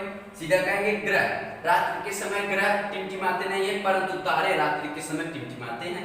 कहेंगे कि तारे पृथ्वी से बहुत अधिक दूरी पर होते हैं और तारे जो है प्रकाश के बिंदु स्रोत माने जा सकते हैं, प्रकाश के बिंदु स्रोत मतलब एक छोटा सा पॉइंट माना जा सकता है। और ग्रह तारे की अपेक्षा ग्रह पृथ्वी के नजदीक होता है तथा प्रकाश के कई बिंदु स्रोतों का समूह होता है, प्रकाश के कई बिंदु स्रोतों का समूह होता है। फिर कहेंगे परिवर्तनशील वायुमंडल, ऊपर का ताप कुछ, बीच का ताप उससे अलग, नीचे का ताप अलग, 1 मीटर पे 10 मीटर पे हर जगह क्या है, परिवर्तन है और प्रकाश किरणों को परिवर्तित करता है, इसलिए वो पृथ्वी के वायुमंडल को कहेंगे परिवर्तनशील वायुमंडल, मतलब जहां प्रकाश को परिवर्तित किया जाता है। ठीक है, तो कहेंगे परिवर्तनशील वायुमंडल तारे के प्रकाश को परिवर्तित कर देता है। ठीक, उसके बाद कहेंगे ग्रह के प्रकाश को परिवर्तित करने में, ग्रह के प्रकाश को लगभग शून्य के समान या लगभग बहुत कम से कम परिवर्तित कर पाता है, यानी कि तारे के प्रकाश को परिवर्तन करने की क्षमता रखता है, ग्रह के प्रकाश को परिवर्तित करने की क्षमता कम होती है, ग्रह की अपेक्षा बहुत कम होती है, जिसकी वजह से तारे के प्रकाश को परिवर्तित कर देता है, ग्रह के प्रकाश को परिवर्तित नहीं कर पाता है। इसी वजह से रात्रि के समय तारे टिमटिमाते हैं, परंतु ग्रह से आने वाले प्रकाश किरणें टिमटिमाते नहीं, ग्रह से आने वाले प्रकाश किरणों का अपवर्तन नहीं होता है, जिसकी वजह से ग्रह रात्रि के समय टिमटिमाते नहीं है। अगला तीसरा हमारा होगा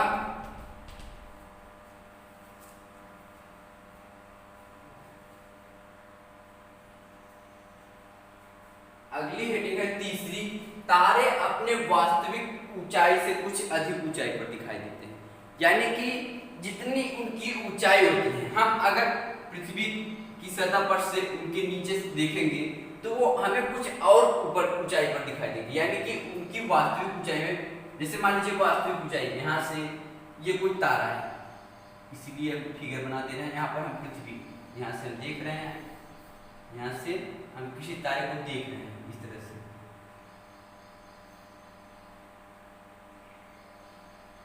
यहाँ पर एक आंख बना देंगे ताकि पता चले कि हम देख रहे हैं इसको। उसके बाद देखिए क्या होता है कि रात्रि के समय सूर्य चला जाता है, पृथ्वी की सतह का तापमान कम हो जाता है, तो क्या होता है कि अपवर्तनांक, नीचे अपवर्तनांक का मान बढ़ जाता है। ये मान लीजिए हमारी पृथ्वी है, यहाँ ये जो वायुमंडल है, ये वायुमंडल है, यहाँ से प्रकाश किरण आ रही है, तो देखिए रात्रि के समय जब सूर्य की किरण चली जाती है तो पृथ्वी का सतह का तापमान घट जाता है। ठीक है, तो उस समय ऊपर का जो वायु है वो विरल माध्यम, ऊपर क्या जाता है विरल माध्यम, और नीचे क्या होता है सघन माध्यम। तो क्या होता है जब प्रकाश किरण विरल माध्यम से सघन माध्यम प्रवेश करती है, मान लीजिए कोई प्रकाश किरण इधर जा रही है, विरल माध्यम सघन माध्यम प्रवेश करती है, तो सघन माध्यम उसे और झुका देती है नीचे की तरफ। अब देखिए ये प्रकाश किरण हमें लगता है कि यहाँ से आ रही है, कहाँ से आ रही है, यहाँ से। अब देखिए कितनी आसानी से समझ में आ गया होगा कि तारे अपने वास्तविक ऊंचाई से कुछ अधिक ऊंचाई पर दिखाई देते हैं। तो ऊपर की वायु विरल माध्यम, नीचे की वायु सघन माध्यम का कार्य करने लगती है। जब तारे से कोई प्रकाश किरण सघन माध्यम पृथ्वी के वायुमंडल में विरल माध्यम से सघन माध्यम में प्रवेश करती है, तो सघन माध्यम में प्रकाश किरण जो है वो नीचे की तरफ दबा देती है, तो हमें देखिए यहाँ से जो प्रकाश हमारी आंख पर है उसका सीधे मिलाने पर यहाँ दिखाई दे रहा है। तो देखिए इसकी वास्तविक ऊंचाई जो है, वास्तविक ऊंचाई से कुछ अधिक ऊंचाई पर तारे दिखाई दे रहे हैं। तो ये किसकी वजह से हो रहा है, ये किसकी घटना है, वायुमंडलीय अपवर्तन। ठीक है, वायुमंडल में प्रकाश किरण का अपवर्तन हो रहा है इसकी वजह से। तो क्या कहेंगे कि रात्रि के समय पृथ्वी का वायुमंडल विरल माध्यम, पृथ्वी का वायुमंडल ऊपर की तरफ विरल माध्यम और नीचे की तरफ सघन माध्यम का कार्य करने लगता है जब तारे से कोई प्रकाश किरण पृथ्वी के वायुमंडल में प्रवेश करती है। ठीक, तो विरल माध्यम से सघन माध्यम में प्रवेश करने के पश्चात प्रकाश किरण का अपवर्तन होता है और सघन माध्यम उन प्रकाश किरणों को नीचे की तरफ दबा देती है। जाना इधर चाहिए था इसको, लेकिन प्रकाश किरण दबा दिया इसको। प्रकाश किरण नीचे की तरफ दबा देता है और वही प्रकाश किरण हमारी आंख तक पहुंचता है और हमें तारे अपनी वास्तविक ऊंचाई से कुछ अधिक ऊंचाई पर दिखाई देते हैं। कितना सिंपल था। अब अगली हमारी हेडिंग होगी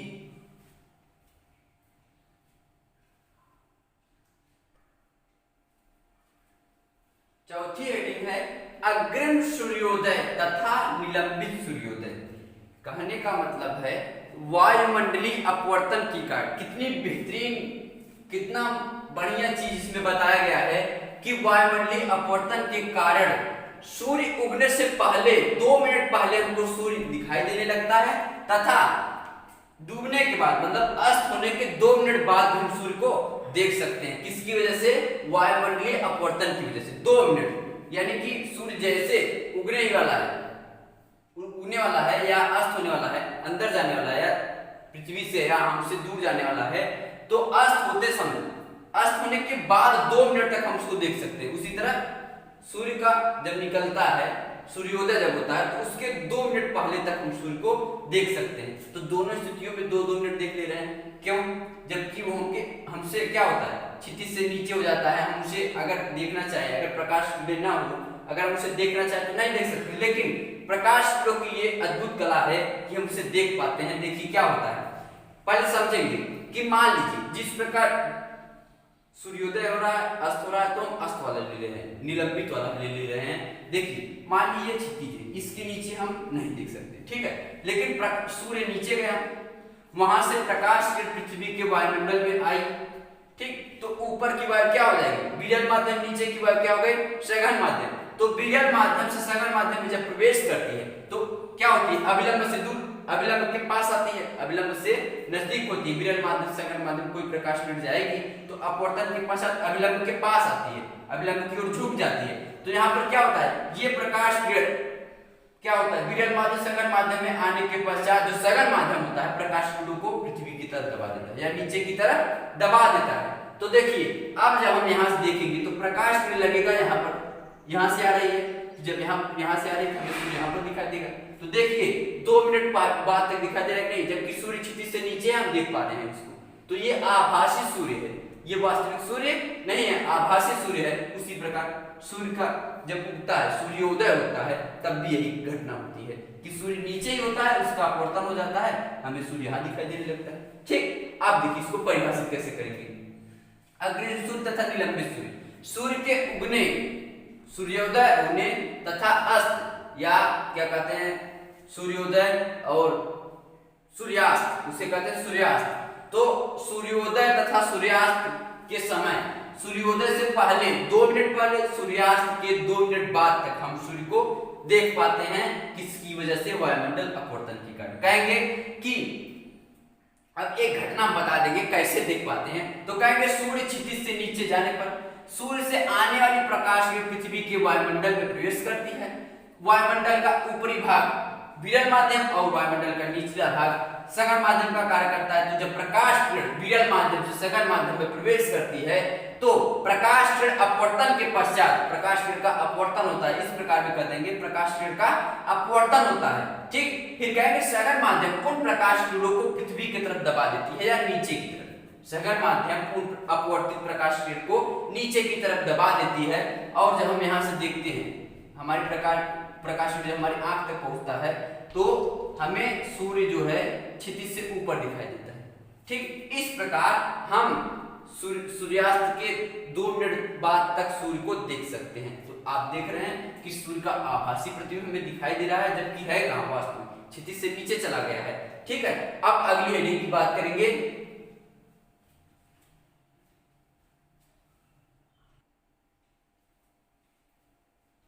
अगली हेडिंग है प्रकाश का प्रकीर्णन।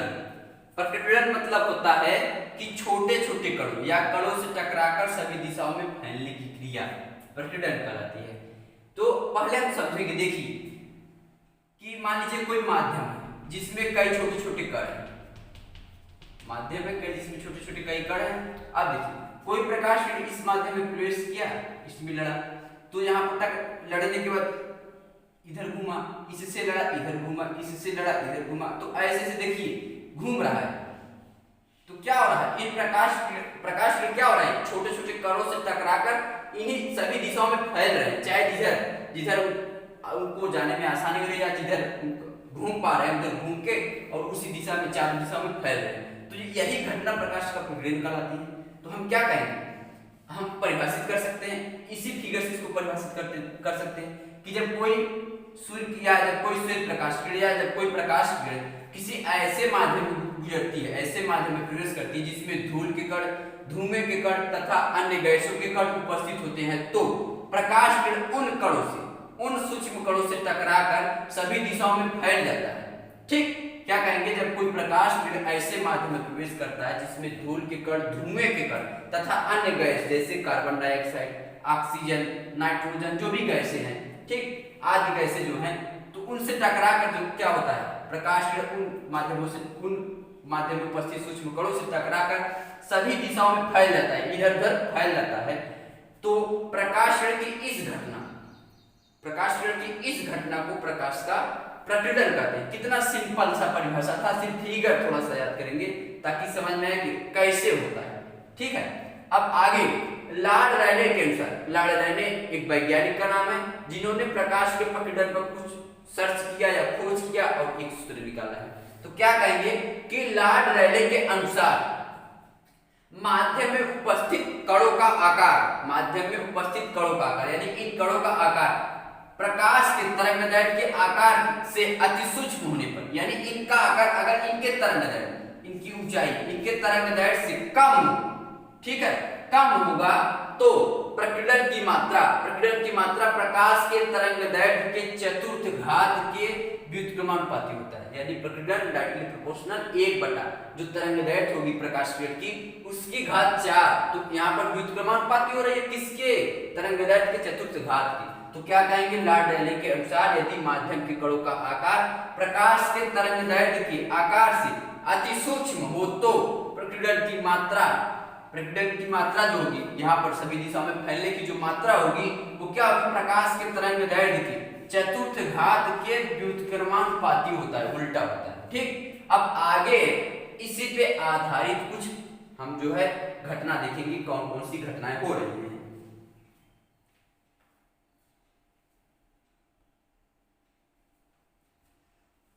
अगली हेडिंग है प्रकाश के प्रकीर्णन पर आधारित कुछ घटनाएं। टिंडल प्रभाव, पहला है टिंडल प्रभाव, उसके बाद अगला है स्वच्छ आकाश का रंग नीला क्यों होता है? सूर्योदय तथा सूर्यास्त के समय सूर्य का रंग लाल होता है, खतरे का सिग्नल लाल क्यों होता है? तो आइए देखते हैं पहले टिंडल प्रभाव क्या होता है। सेम प्रोसेस, सेम परिभाषा वही बता देंगे जो प्रकाश के प्रकीर्णन में बताए थे, थोड़ा सा बदला हुआ है। टिंडल प्रभाव कैसे होता है, सिर्फ इतना ही बताना। कहेंगे जब कोई प्रकाश किसी विषमांग मिश्रण या कोलाइडी विलयन में से होकर प्रवेश करता है।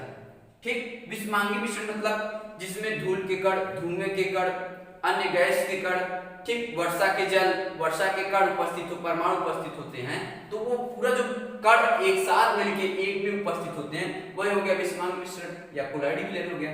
ठीक, इसमें छोटे छोटे कण हो, तो वही कह रहा है कि जब कोई टिंडल प्रभाव में जब कोई प्रकाश किरण किसी विषमांग मिश्रण या कोलाइडी विलयन में प्रवेश करता है।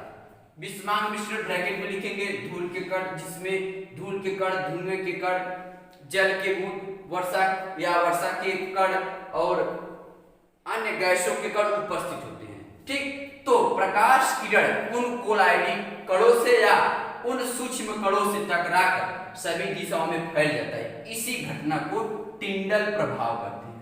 ठीक, क्या कहते हैं? टिंडल प्रभाव। क्या विषमांग मिश्रण या कोलाइडी विलयन लगा दिए तो वो घटना टिंडल प्रभाव हो गई। और जब सीधा सीधा कहेंगे धूल के कण, धुएं कण से टकराकर सभी दिशा में फैल जाती है, तो वही उसका ऊपर वाला प्रकाश का प्रकीर्णन हो जाता है। तो सेम परिभाषा वही रहेगी, परिभाषा सब वही रहेगी, थोड़ा सा चेंजिंग होगा बस। हो गया ये कि मतलब कि उन सूक्ष्म कण से टकराकर प्रकाश होकर सभी दिशाओं में फैल जाना टिंडल प्रभाव कहलाता है। थोड़ा सा इसमें जोड़ देना है कि यदि विषमांग मिश्रण या कोलाइडी विलयन का कण का आकार छोटा होगा, तो प्रकाश जो किसका प्रकीर्णन करेंगे, ये छोटे आवृत्ति या छोटे तरंगदैर्घ्य के रंगों वाले प्रकाश का प्रकीर्णन करते हैं। इस प्रकार कहेंगे कि यदि कण का आकार, प्रकीर्णन करने वाले कण का आकार छोटा है तो वो बैंगनी रंग के प्रकाश का प्रकीर्णन करते हैं। यदि प्रकीर्णन करने वाले कण का आकार बड़ा होगा तो बड़ी तरंगदैर्घ्य के रंग वाले बड़ी तरंगदैर्घ्य के प्रकाश किरणों को क्या करते हैं? प्रकीर्णन करते हैं, उनका प्रकीर्णन करते हैं। और यदि बहुत बड़ा होगा, प्रकीर्णन करने वाले कण का आकार बहुत बड़ा होगा तो वह श्वेत भी हो सकता है, मतलब कि सभी रंगों का जब प्रकीर्णन होगा तो श्वेत दिखाई देगा। सिंपल था। अब अगला हेडिंग इसी में दिया है, दूसरी हेडिंग है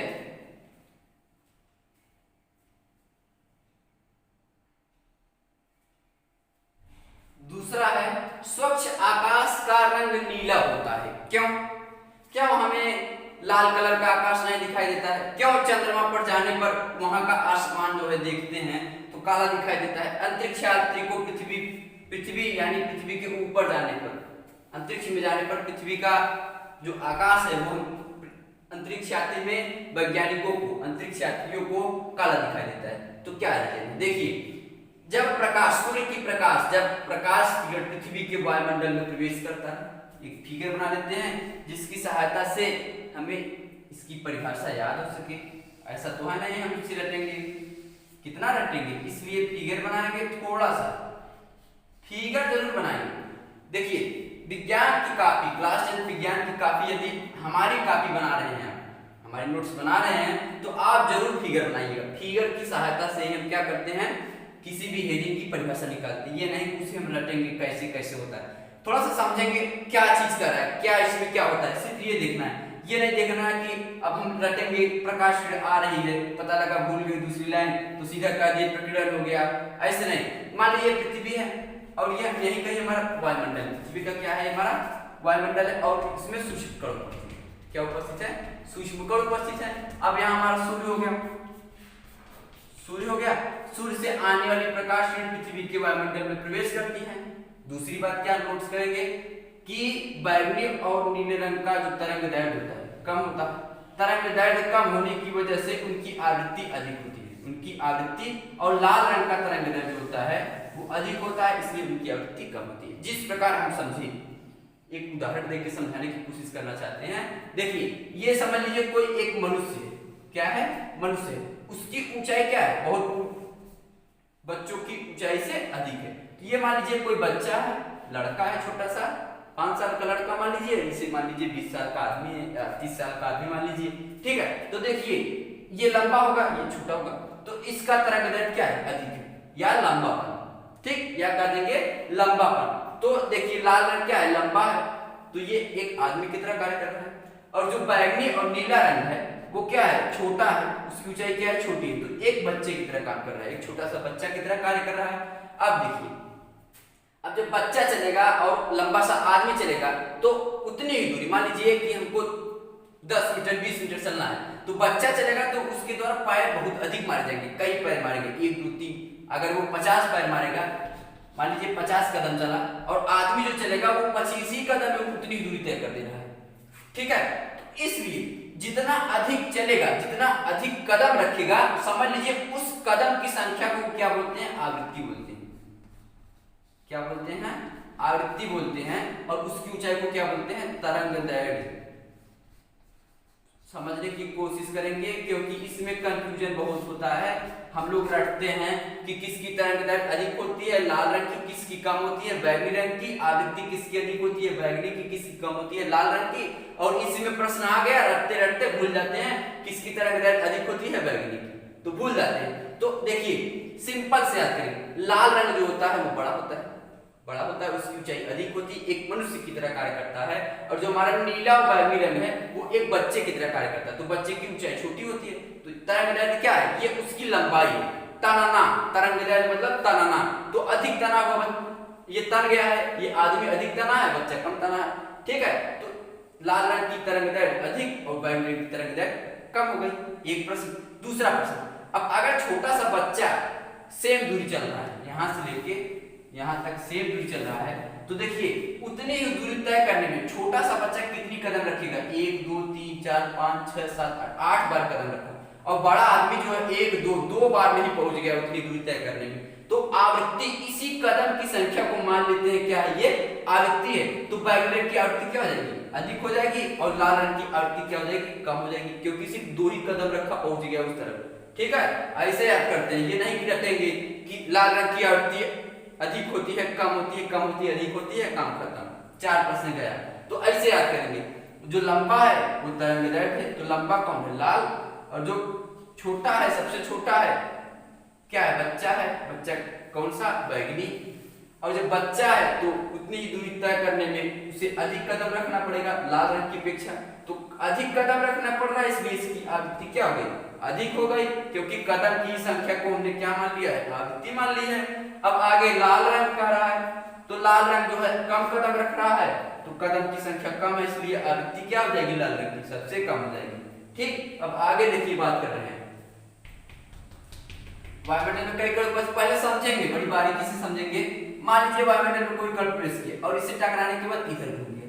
अब देखिए प्रकाश की सीधी रेखा में तो चलता है, लेकिन कैसे चलता है, एक तरंग के रूप में चलता है, इस प्रकार चलता है, ठीक, यानी कहीं टकराएगा फिर दूसरी तरफ घूम जाएगा, फिर कहीं उठने का प्रयास करेगा, तब तक फिर इसे घुमा देंगे कहीं, फिर इधर आएगा, इधर इसमें टकराएगा, ऐसे टकराएगा। तो ये क्या होता है, चलने की कोशिश करता है लेकिन इसमें सभी लोग टकरा देते हैं। अब जो लाल कलर चलेगा, ये नीले कलर की बात है, लाल तरंग जो चलेगा वो इस तरफ चलेगा, ऐसे चलेगा, सीधा आएगा, पृथ्वी तक पहुंच जाएगा। तो देखिए सूक्ष्म कण से टकरा बहुत कम टकराता है, लाल कलर क्या हो रहा है, बहुत कम टकरा रहा है। जैसे मान लीजिए कि यहाँ पर एक ईट का एक सड़क बना दिया जाए, और ईट की सड़क छोटे छोटे टुकड़े हो ईट पे, तो बताइए छोटा सा बच्चा कितना धक्का खाएगा, इसमें बहुत बार धक्का खाएगा, जिसे गिर नहीं सकते हैं, ठीक है। उसी प्रकार यहाँ पर हमारा नीला रंग है कि बेचारा इतना छोटा होता है कि वायुमंडल में प्रवेश करते ही इतने धक्के लगते हैं कि ऊपर ही रह जाता है। और जो लाल रंग होता है, आदमी होता है, ईट को बहुत बढ़िया से ढाक लेता है, उसके पैर में जो है 2 3 4 ईट ही 10 या पड़ते हैं, बाकी वो दूसरी तरफ पहुंच जाता है। उधर से लाल रंग हो गया, वो आदमी हो गया, लाल रंग हो गया। अब देखिए आज लाल रंग चलता है, बीच में बहुत कम टकराता है, बाकी सीधा पहुंच जाता है हमारी आंख तक। तो देखिए कौन सा रंग ऊपर आ गया है, बैगनी रंग। अब इसी तरह ये घूमते घूमते उसके बाद हमारी आंख तक पहुंचता है, ठीक। लाल रंग तो सीधे पहुंच गया, बैगनी रंग घूम के आ रहा है, तो इसीलिए ये क्या हो गया, हमें आसमान कैसा दिखाई देगा। और देखिए बैगनी रंग, नीला रंग, दोनों रंग की बात किया गया। बैगनी रंग हमारे ओजोन परत द्वारा अवशोषित कर लिया जाता है, बैगनी रंग के प्रकाश किरणों को ओजोन परत द्वारा अवशोषित कर लिया जाता है, तब उसके नीचे दूसरा नंबर पे आता है नीला, इसीलिए हमको आकाश कैसे दिखाई देता है, नीला, क्योंकि नीले का पट्टी डाल हो जाता है, ठीक है। अब देखिए कैसे बता रहे हैं, स्वच्छ आकाश का नीला क्यों होता है, कहेंगे कि जब सूर्य का प्रकाश पृथ्वी के वायुमंडल में प्रवेश करता है तो नीले रंग की आवृत्ति, नीले और बैगनी रंग की आवृत्ति सबसे अधिक होती है और तरंगदैर्घ्य सबसे कम होती है।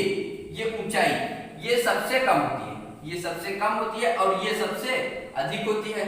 तो कहेंगे कि आवृत्ति सबसे अधिक होने की वजह से वायुमंडल में, पृथ्वी के वायुमंडल में उपस्थित धूल के कण, धुएं के कण, अन्य गैसों के कण, वर्षा जल के कण उपस्थित होते हैं, जिनसे टकरा कर वह सभी दिशाओं में फैल जाता है तथा उसके बाद हमारी आंख तक पहुंचता है, जिसके कारण हमें आकाश नीला दिखाई देता है। ठीक, अब कहेंगे कि बैगनी तथा नीले रंग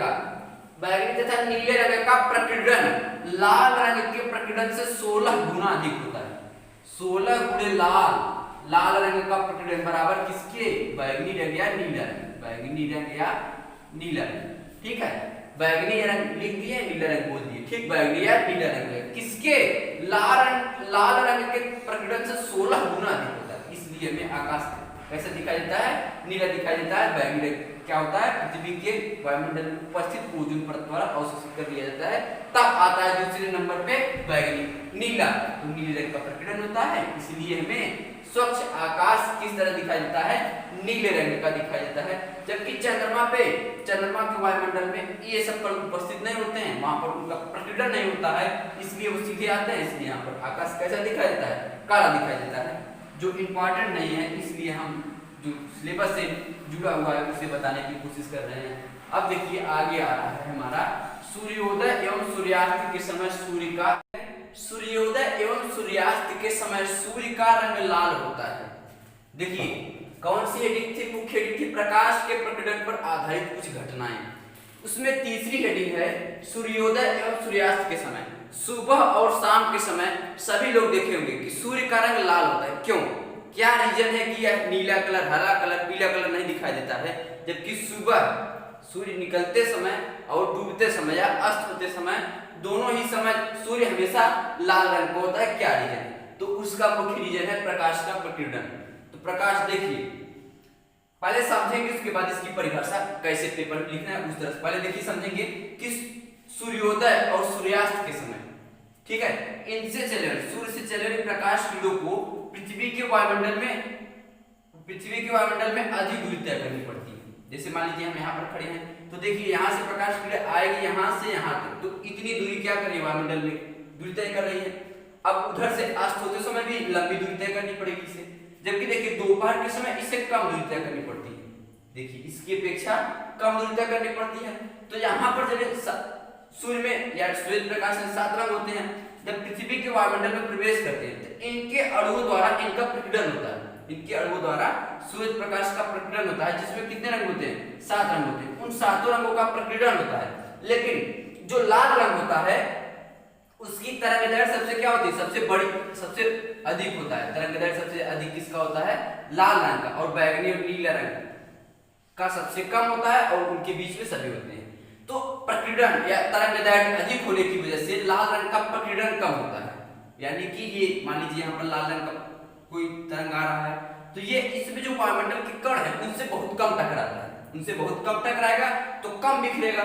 और जो अन्य रंग है वो उनकी तरंगदैर्घ्य छोटी होती है, जिनकी वजह से वो यहाँ पर उपस्थित कणों से बहुत ज्यादा टकरा जाते हैं। तो बहुत ज्यादा टकरा के क्या होते हैं? वहीं पर बिखर जाते हैं और हमारी आंख तक नहीं पहुंच पाते। पहुंचता कौन सा रंग है? लाल रंग, जिसका प्रकीर्णन कम होता है। किसकी वजह से? क्योंकि इसका तरंगदैर्घ्य ऊंचा होता है। उदाहरण के तौर पर समझे, यदि कोई व्यक्ति, हमने आपको भी पिछले हेडिंग में समझाया था कि ये एक व्यक्ति, ये एक लड़का है, तो आपको पता है अगर किसी मान लीजिए खड़ंजे पर चल रहा है या पत्थर वाली सड़क पर चल रहा है जिसमें पत्थर गिरे हुए हैं, तो देखिए इसके पैर में अधिक पत्थर लड़ेंगे जबकि इसके पैर में कम पत्थर लड़ेंगे, क्योंकि इसका पैर बड़ा है, ये रास्ते में कम पैर रखेगा, और ये इसका पैर छोटा है, ये रास्ते में उतनी ही दूरी तय करने में अधिक पैर रखेगा। तो जितना पैर रखेगा उसके पैर में उतने ही पत्थर टकराते हैं। जैसे यहाँ पर बैगनी और नीला अन्य रंग पे, तो ये अणु से टकराते हैं, यानी समझ लीजिए पत्थर से टकरा रहे हैं। तो टकराने के बाद मान लीजिए बच्चा थक जाता है और वहीं पर गिर जाता है। उसी प्रकार ये है कि टकराने के बाद इधर ही फैल जाते हैं, ये लक्ष्य तक या जहाँ पहुंचना था वहां पहुंच नहीं पाते हैं। लेकिन जो आदमी होता है वो आसानी से जो है कम टकराता है, जिसकी वजह से जहां हमारा लक्ष्य जहां पहुंचना होता है वहां तक पहुंच जाता है। उसी प्रकार देखिए लाल रंग जो यहाँ पर है ये आदमी की तरह कार्य करता है कि कम पत्थरों से टकराता है, कम छोटे छोटे अणुओं से टकराता है, जिसकी वजह से हमारी आंख तक पहुंचता है। अन्य सभी 6 रंग 7 में से 6 रंग का प्रकीर्णन हो जाता है, इधर ही प्रकीर्णन हो जाता है, जिसकी वजह से वो हमारी आंख तक नहीं पहुंच पाते। दोपहर के समय क्या होता है, दूरी कम होती है, बच्चा या आदमी कोई भी हो, अगर दूरी कम होगा तो वो किसी न किसी तरीके से पहुंच जाते हैं। तो यहाँ पर जब दूरी कम हो जाती है तो सभी रंग पहुंच जाते हैं, सभी रंग पहुंच जाते हैं, छोटे से ऊपर बच्चे सब पहुंच जाएंगे अगर 2-3 कदम कह दिया चलने के लिए। तो उसी प्रकार यहाँ दोपहर के समय दूरी कम हो जाती है और सभी लोग पहुंच जाते हैं या सभी रंग पहुंच जाता है, जिसकी वजह से दोपहर के समय सूर्य कैसा दिखाई देता है, श्वेत रंग का दिखाई देता है। अब इसको परिभाषित किया जाएगा, अभी तक तो हम समझा रहे थे कैसे इसको करेंगे हम। तो सूर्योदय और सूर्यास्त के समय सूर्य का रंग लाल क्यों होता है? कहेंगे कि सूर्योदय तथा सूर्यास्त के समय, सूर्योदय तथा सूर्यास्त के समय सूर्य क्षितिज से नीचे होने पर लाल दिखाई देता है। क्या होता है, लाल रंग का दिखाई देता है। कहेंगे सूर्योदय एवं सूर्यास्त के समय सूर्य की प्रकाश किरणों को पृथ्वी के वायुमंडल में अधिक दूरी तय करनी पड़ती है दोपहर की अपेक्षा। सूर्य से चले हुए प्रकाश किरणों को सुबह के समय या अस्त होते समय, सूर्योदय सूर्यास्त के समय पृथ्वी के वायुमंडल में अधिक दूरी तय करनी पड़ती है, जिसकी वजह से लाल रंग का तरंगदैर्घ्य अधिक होने के कारण, लाल रंग का तरंगदैर्घ्य अधिक होने के कारण इनका पृथ्वी के वायुमंडल में उपस्थित अणुओं से कम टकराते हैं। ये प्रकाश किरण, लाल रंग के प्रकाश किरण का तरंगदैर्घ्य अधिक होने के कारण ये पृथ्वी के वायुमंडल में उपस्थित छोटे छोटे अति सूक्ष्म अणुओं से कम टकराते हैं या इनका प्रकीर्णन बहुत कम होता है, जिसकी वजह से ये हमारी आंख तक पहुंचते हैं। ठीक, उसके बाद कहेंगे अन्य सभी रंग का तरंगदैर्घ्य कम होता है, जिसकी वजह से वायुमंडल में उपस्थित सूक्ष्म कणों से उनका प्रकीर्णन होता है, सूक्ष्म कणों द्वारा उनका प्रकीर्णन हो जाता है और वो 6 रंग हमारी आंख तक नहीं पहुंचते हैं। फिर कहेंगे दोपहर के समय सूर्य की प्रकाश किरण को पृथ्वी के वायुमंडल में कम दूरी तय करनी पड़ती है, जिसकी वजह से सभी रंग क्या होते हैं, वायुमंडल में प्रवेश कर जाते हैं और हमारी आंख तक पहुंच जाते हैं। प्रकीर्णन तो होता है, 6 रंग का प्रकीर्णन होता है, लेकिन वो हमारी आंख तक पहुंच जाते हैं। क्यों? क्योंकि सूर्योदय और सूर्यास्त के समय जो प्रकाश की दूरी चल रही थी उससे कम दूरी तय करनी पड़ रही है। तो 7 रंग क्या होते हैं, पृथ्वी के वायुमंडल में सीधा प्रवेश कर जाते हैं और हमारी आंख तक पहुंच जाते हैं, जिसकी वजह से दोपहर के समय सूर्य कैसा दिखाई देता है, श्वेत रंग का दिखाई देता है। क्यों? क्योंकि जब 7 रंग मिल जाते हैं, 7 रंग आपस में मिल जाते हैं तो कौन सा रंग दिखाई देगा, सफेद कलर दिखाई देगा या श्वेत कलर दिखाई देगा। तो आप समझ गए होंगे कि जब 7 रंग सूर्य से आने वाले 7 रंग हमारी आंख तक पहुंचेगा तो कैसे सूर्य दिखाई देगा, सफेद कलर का दिखाई देगा। तो देखिए कितनी आसानी से फिगर की सहायता से इसको समझाया जा सकता है कि सुबह एवं शाम के समय सूर्य की प्रकाश किरण को पृथ्वी में अधिक दूरी तय करनी, पृथ्वी के वायुमंडल में अधिक दूरी तय करनी पड़ती है, जिसके कारण लाल रंग का तरंगदैर्घ्य अधिक होता है, वह वायुमंडल में उपस्थित सूक्ष्म कणों से कम टकराता है, जिसकी वजह से उसका प्रकीर्णन कम से कम होता है और लाल रंग का प्रकाश हमारी आंख तक पहुंच जाता है।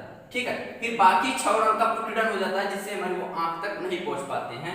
दोपहर के समय बात की जाए, दोपहर के समय सूर्य के प्रकाश किरण को पृथ्वी के वायुमंडल में कम दूरी तय करनी पड़ती है, जिसकी वजह से सूर्य से चलने वाली 7 प्रकाश किरण या श्वेत प्रकाश पृथ्वी के वायुमंडल में प्रवेश करके कम दूरी तय करनी पड़ती है, पृथ्वी के वायुमंडल में प्रवेश करके हमारी आंख तक पहुंच जाती है और 7 रंग उपस्थित होने के कारण सूर्य में दोपहर के समय लाल श्वेत कलर दिखाई देता है, जबकि सुबह और शाम के समय सिर्फ लाल कलर ही हमारे आंख तक पहुंचता है, लाल रंग का प्रकाश किरण हमारी आंख तक पहुंचता है। तो आपको पता है, सभी लोगों को पता है कि जिस रंग का प्रकाश किरण आपकी आंख तक पहुंचेगा और जहां से पहुंचेगा जो वस्तु रहेगी वही कलर दिखाई देगा।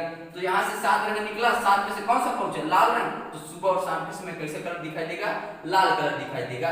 तो पहले आप लोगों को समझ में आ गया होगा कि सुबह और शाम के समय सूर्य क्यों लाल दिखाई देता है, क्योंकि लाल रंग की तरंगदैर्घ्य अधिक होने की वजह से उसका प्रकीर्णन सबसे कम होता है। प्रकीर्णन सबसे कम होने का मतलब कि वो सूक्ष्म कणों से टकराकर सभी दिशाओं में नहीं फैल पाते हैं, बाकी मतलब कि और सभी जो 6 रंग है सूर्य में, जो 6 रंग है और सभी रंग लाल को छोड़कर उनका प्रकीर्णन हो जाता है, यानी सूक्ष्म कणों से टकराकर वो एक स्थान पर क्या होता है, फैल जाते हैं चारों तरफ। लेकिन लाल रंग क्या होता है, इस दिशा में घुसता है, हमारी आंख तक पहुंच जाता है, इसकी वजह से सूर्य कैसे दिखाई देता है, सुबह और शाम के समय लाल रंग का दिखाई देता है। अब हमारी अगली हेडिंग होगी चौथी हेडिंग है खतरे का संकेत लाल होना। जैसे रेलवे के पीछे जो होता है लाल बत्ती जलती रहती है, वहां पर हरी नहीं जलती, पीली नहीं जलती, क्यों? उसका एक रीजन है, कहीं भी खतरा, अगर खतरे का सिग्नल है कि यहाँ जाना मना है, अगर वहां पर कोई भी बत्ती लगी है, लाइट लगी है, तो उसका कलर जो होगा रेड कलर होगा या लाल कलर होगा। क्यों? उसके पीछे रीजन है। देखिए आप लोगों को बताएं कि लाल रंग का जो तरंगदैर्घ्य होता है, अभी आप लोगों को बता रहे हैं, इसके बाद बताएंगे कैसे आपको पेपर में लिखना है। देखिए लाल रंग का तरंगदैर्घ्य सबसे अधिक होता है। अन्य सभी रंग, कितने रंग है श्वेत प्रकाश में? 7 रंग है।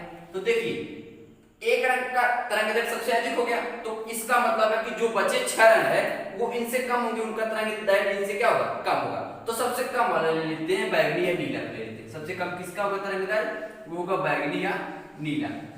अब देखिए उतनी दूरी का ले रहे हैं, जितनी दूरी लाल तरंग चलेगी उतनी दूरी बैगनी तरंग चलेगी। देखिए अब जब लाल, देखिए लाल रंग का तरंगदैर्घ्य यानी उसकी ऊंचाई जो है वो सबसे अधिक होती है, और बैगनी रंग की क्या होती है? सबसे कम होती है। एक पॉइंट, बहुत इंपॉर्टेंट पॉइंट है। अब दूसरा पॉइंट इससे भी निकलता है कि जब इसकी तरंगदैर्घ्य छोटा होगा तो इसकी आवृत्ति क्या हो जाएगी?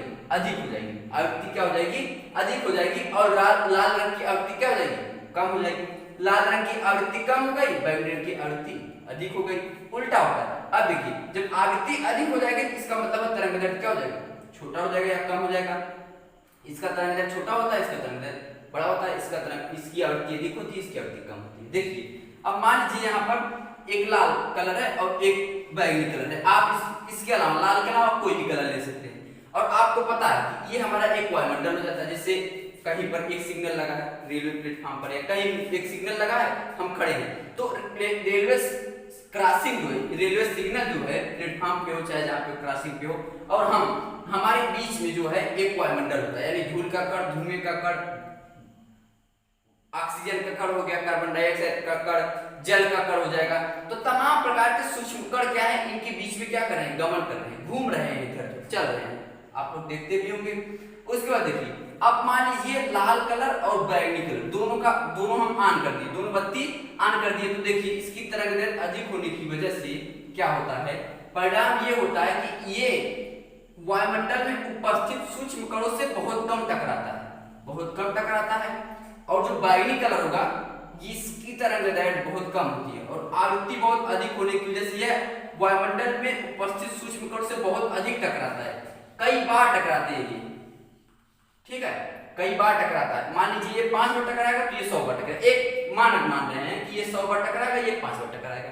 तो आपको पता होगा वो इंसान हो चाहे किसी भी प्रकार की एनर्जी हो, अगर किसी से बार बार धक्का खाएगी, टकराएगी, तो उसकी एनर्जी कम होगी। क्या होगी? एनर्जी कम होगी। तो आप देख सकते हैं बैगनी बहुत ज्यादा बार टकरा रहा है, तो आपको पता है जब बहुत ज्यादा बार टकराएगा तो इसकी एनर्जी क्या होगी? जहां जहां टकराएगी वहां पर क्या होगी? खत्म होगी। इसकी एनर्जी लगातार निकलती रहती है। तो क्या होगा कि बैगनी कलर ज्यादा दूर तक जा नहीं पाएगा। जब उसकी एनर्जी लगातार टकराने की वजह से एनर्जी निकल रही है, तो कुछ दूर जाने के बाद उसकी एनर्जी समाप्त हो जाती है और वहीं पर बैगनी रंग खत्म हो जाता है। अब लाल रंग की बात करते हैं, तो लाल रंग बहुत कम टकराते हैं, तो बहुत कम एनर्जी निकलती है, तो ये कितने ज्यादा दूर तक जा सकते हैं। इसीलिए खतरे का सिग्नल लाल होता है। क्यों? क्योंकि लाल रंग बहुत दूर तक जा सकते हैं और बैगनी रंग दूर तक नहीं जाएगा। उसका क्या रीजन है कि इनका प्रकीर्णन हो जाता है, बैगनी रंग का प्रकीर्णन हो जाता है। प्रकीर्णन मतलब सूक्ष्म कणों से टकराकर क्या करते हैं? बिखर जाते हैं, इधर उधर रह जाते हैं, या अपनी एनर्जी खो बैठते हैं, जिससे वो ज्यादा दूर तक नहीं जा पाते हैं। जैसे छोटे बच्चे, और देखिए कोई बड़ा इंसान है, तो आप लोगों को पता होगा इंसान जो है बहुत कम किसी चीज से टक्कर खाता है, बहुत कम सूक्ष्म कणों से टक्कर खाएगा, जिसकी वजह से बहुत अधिक दूरी, लंबी दूरी तय कर पाता है। इसीलिए कि पता चले लोगों को, दूर से ही पता चले कि यहाँ पर खतरा है, वहां पर ना जाए। ठीक है, ये नहीं पता कि एकदम नजदीक आ जाए तब पता चले कि यहाँ पर खतरा है। ठीक है, ऐसा नहीं कि आप 5 मीटर रह गए तो आपको पता चले कि रेलवे आ रहा है, ट्रेन आ रही है, यहाँ पर खतरा है, तो आप वहां पर सतर्क नहीं हो पाते हैं। जब लाल रंग का कोई बत्ती होता है तो बहुत दूर से ही दिखाई देने लगता है कि वहां पर खतरा है। इसलिए हम पहले से सचेत हो जाते हैं, सतर्क हो जाते हैं और सावधानी से कार्य करते हैं। ठीक है, तो अब देखिए, अब खतरे का संकेत लाल होना, जितना हम बोले हैं उसी को लिख दीजिए, हो गया हमारा खतरे का संकेत लाल होता है। अब कहेंगे कि आप इसी तरह बना दीजिए कि खतरे का संकेत, खतरे का जहां जहां संकेत होता है वहां पर लाल बत्ती या लाल झंडी, कुछ भी कर सकते हैं, लाल बत्ती का इस्तेमाल किया जाता है। क्यों? ये आपसे प्रश्न पूछा है तो हम कहेंगे, पहले एक लाइन लिखेंगे कि खतरे का सिग्नल लाल होता है क्योंकि लाल रंग का तरंगदैर्घ्य क्या होता है? अन्य सभी रंगों से अधिक होता है। ठीक लाल रंग का तरंगदैर्ध्य अन्य सभी रंगों से अधिक होता है, जिसकी वजह से संकेत, जिसकी वजह से वायुमंडल में उपस्थित सूक्ष्म कणों जैसे धूल के कण, धुएं के कण, जल के कण और हमारे गैस के कण, इनसे बहुत कम टकराते हैं। लाल रंग का तरंगदैर्ध्य अधिक होने की वजह से वायुमंडल में उपस्थित सूक्ष्म कणों से बहुत कम टकराते हैं, जिसके कारण अन्य सभी रंगों की तुलना में लाल रंग का प्रकीर्णन सबसे कम होता है। प्रकीर्णन, फैलाव को प्रकीर्णन कहते हैं, तो यहाँ पर टकरा नहीं रहे तो फैलेंगे कहां से, इसलिए कहते हैं कि इनका प्रकीर्णन बहुत कम होता है, जिसकी वजह से यह अन्य रंगों के प्रकाश किरण की तुलना में अधिक दूरी तय कर पाते हैं, जिससे इसीलिए खतरे का सिग्नल लाल होता है, क्योंकि किसी भी व्यक्ति को दूर से ही पता चल जाए कि वहां पर खतरा है, इसलिए वहां पर खतरे का सिग्नल लाल होता है। और लाल इसलिए बनाते हैं क्योंकि लाल रंग का तरंगदैर्ध्य अधिक होने की वजह से, प्रकीर्णन कम होने की वजह से अधिक दूरी तय कर पाता है और हमें दूर से ही पता चल जाता है कि खतरे का सिग्नल कैसा है, लाल है। अब अगली हेडिंग की बात की जाएगी, प्रकाश के प्रकीर्णन का अध्ययन करने के लिए प्रयोग। अब देखिए आगे हम बताना चाहते हैं कि इस चैप्टर से कुछ बहुत ही मोस्ट इंपॉर्टेंट प्रश्न हैं जो कि कंपटीशन में पूछे जाते हैं और बहुत ही ज्यादा पूछे जाते हैं, इनकी कोई गिनती नहीं है और सभी कंपटीशन में पूछे जाते हैं। देखिए पहला प्रश्न है, सबसे अधिक प्रकीर्णन किसका होता है? बैगनी रंग का। क्यों? क्योंकि इनकी आवृत्ति सबसे अधिक होती है। समझने की कोशिश करेंगे, ये नहीं कि ये तो फालतू चीज है, समझने की कोशिश करेंगे, कभी भी हम भूलेंगे नहीं, ठीक है? नहीं तो कंफ्यूजन हो जाता है, बैगनी की जगह लाल मार्क कहते हैं, लाल की जगह बैगनी मार्क कहते हैं, उल्टा हो जाता है। तो देखिए सबसे अधिक आवृत्ति किसकी होती है? बैगनी रंग, यानी कि ये इनकी चक्करों की संख्या जो ये क्या कहलाती है? आवृत्ति कहलाती है। अब देखिए जब चक्करों की संख्या अधिक होगी तो क्या होगा कि वायुमंडल में उपस्थित सूक्ष्म कणों से अधिक टकराएंगे ये, क्योंकि चक्करों की संख्या अधिक है, वहीं पर कई चक्कर मार रहे हैं, तो जितना वहां पर सूक्ष्म कण है उनसे बहुत ज्यादा टकराएगा। तो टकरा कर क्या हो रहा है? सभी दिशा में फैल रहा है, टकराएगा इधर घूमेगा, इधर से टकराएगा उधर घूमेगा, इधर उधर, तो यहाँ पर क्या हो रहा है? लड़कर वहां फैल रहा है चारों तरफ, तो फैल रहा है, इसी फैलने की क्रिया को तो हम प्रकीर्णन कहते हैं। तो जिस रंग की आवृत्ति सबसे अधिक होगी उसका प्रकीर्णन सबसे अधिक होगा, ठीक है? इसलिए सबसे अधिक आवृत्ति किसकी है? बैगनी रंग की, तो सबसे अधिक प्रकीर्णन किसका होगा? बैगनी रंग का। और आप लोगों को पता है जिस रंग की आवृत्ति सबसे अधिक होती है उसका तरंगदैर्ध्य सबसे छोटा होता है, उसका तरंगदैर्ध्य छोटा होता है, उल्टा हो जाता है। तो यहाँ पर देखिए लिखा गया सबसे छोटा तरंगदैर्ध्य किसका है? बैगनी रंग का। तो बैगनी रंग के 3 गुण हैं, सबसे अधिक आवृत्ति बैगनी रंग, सबसे अधिक प्रकीर्णन बैगनी रंग, सबसे छोटा तरंगदैर्ध्य बैगनी रंग। उसके बाद अब आते हैं लाल रंग, और सभी रंगों का इनके बीच में होता है, लाल और बैगनी के बीच में होता है। तो लाल रंग का तरंगदैर्ध्य सबसे बड़ा होता है, ठीक है? लाल रंग का तरंगदैर्ध्य सबसे बड़ा होता है। 6 ही ऐसे प्रश्न थे जो बहुत ही इंपॉर्टेंट थे। तो सबसे बड़ा किसका होता है? लाल रंग का होता है। तो सबसे बड़ा होने की वजह से उसकी चक्रों की संख्या या आवृत्ति क्या हो जाती है? सबसे कम हो जाती है। तो किस रंग के प्रकाश की आवृत्ति सबसे कम होती है? लाल रंग, आवृत्ति लाल रंग। अब जब आवृत्ति कम होगा तो वायुमंडल में उपस्थित सूक्ष्म कण से कम टकराएंगे तो कम फैलेंगे, तो कम प्रकीर्णन होगा। तो वही बात किया है, सबसे कम प्रकीर्णन किसका होता है? लाल रंग। सबसे कम आवृत्ति किसकी होती है? लाल रंग। सबसे बड़ा तरंगदैर्ध्य किसका होता है? लाल रंग। तो इतने ही 6 इंपॉर्टेंट इसमें प्रश्न था जो कंपटीशन में पूछा जाता है। बाकी जो पढ़ाया गया है और सिलेबस जो है वो नया सिलेबस है, ऐसा नहीं है कि ये नहीं आएगा, ये वाली हेडिंग नहीं आएगी, वो नया सिलेबस है, इसलिए उसमें कोई काटने की जरूरत नहीं है कि ये हेडिंग हम नहीं पढ़ेंगे, ये नहीं आ रहा है, ये नहीं पढ़ेंगे, ये पेपर नहीं आ रहा था। जितना भी हेडिंग आप लोगों को बताया गया सब के सब नए किताब के हैं, ऐसा नहीं कि 2020-15 का है, 16 का, ये नहीं 2020 का है, ठीक है? तो देखिए आज का वीडियो अगर आपको पसंद आया तो लाइक कीजिए, सब्सक्राइब कीजिए और अपने दोस्तों को भी शेयर कीजिए ताकि वो हमारे वीडियो को देख सके। धन्यवाद।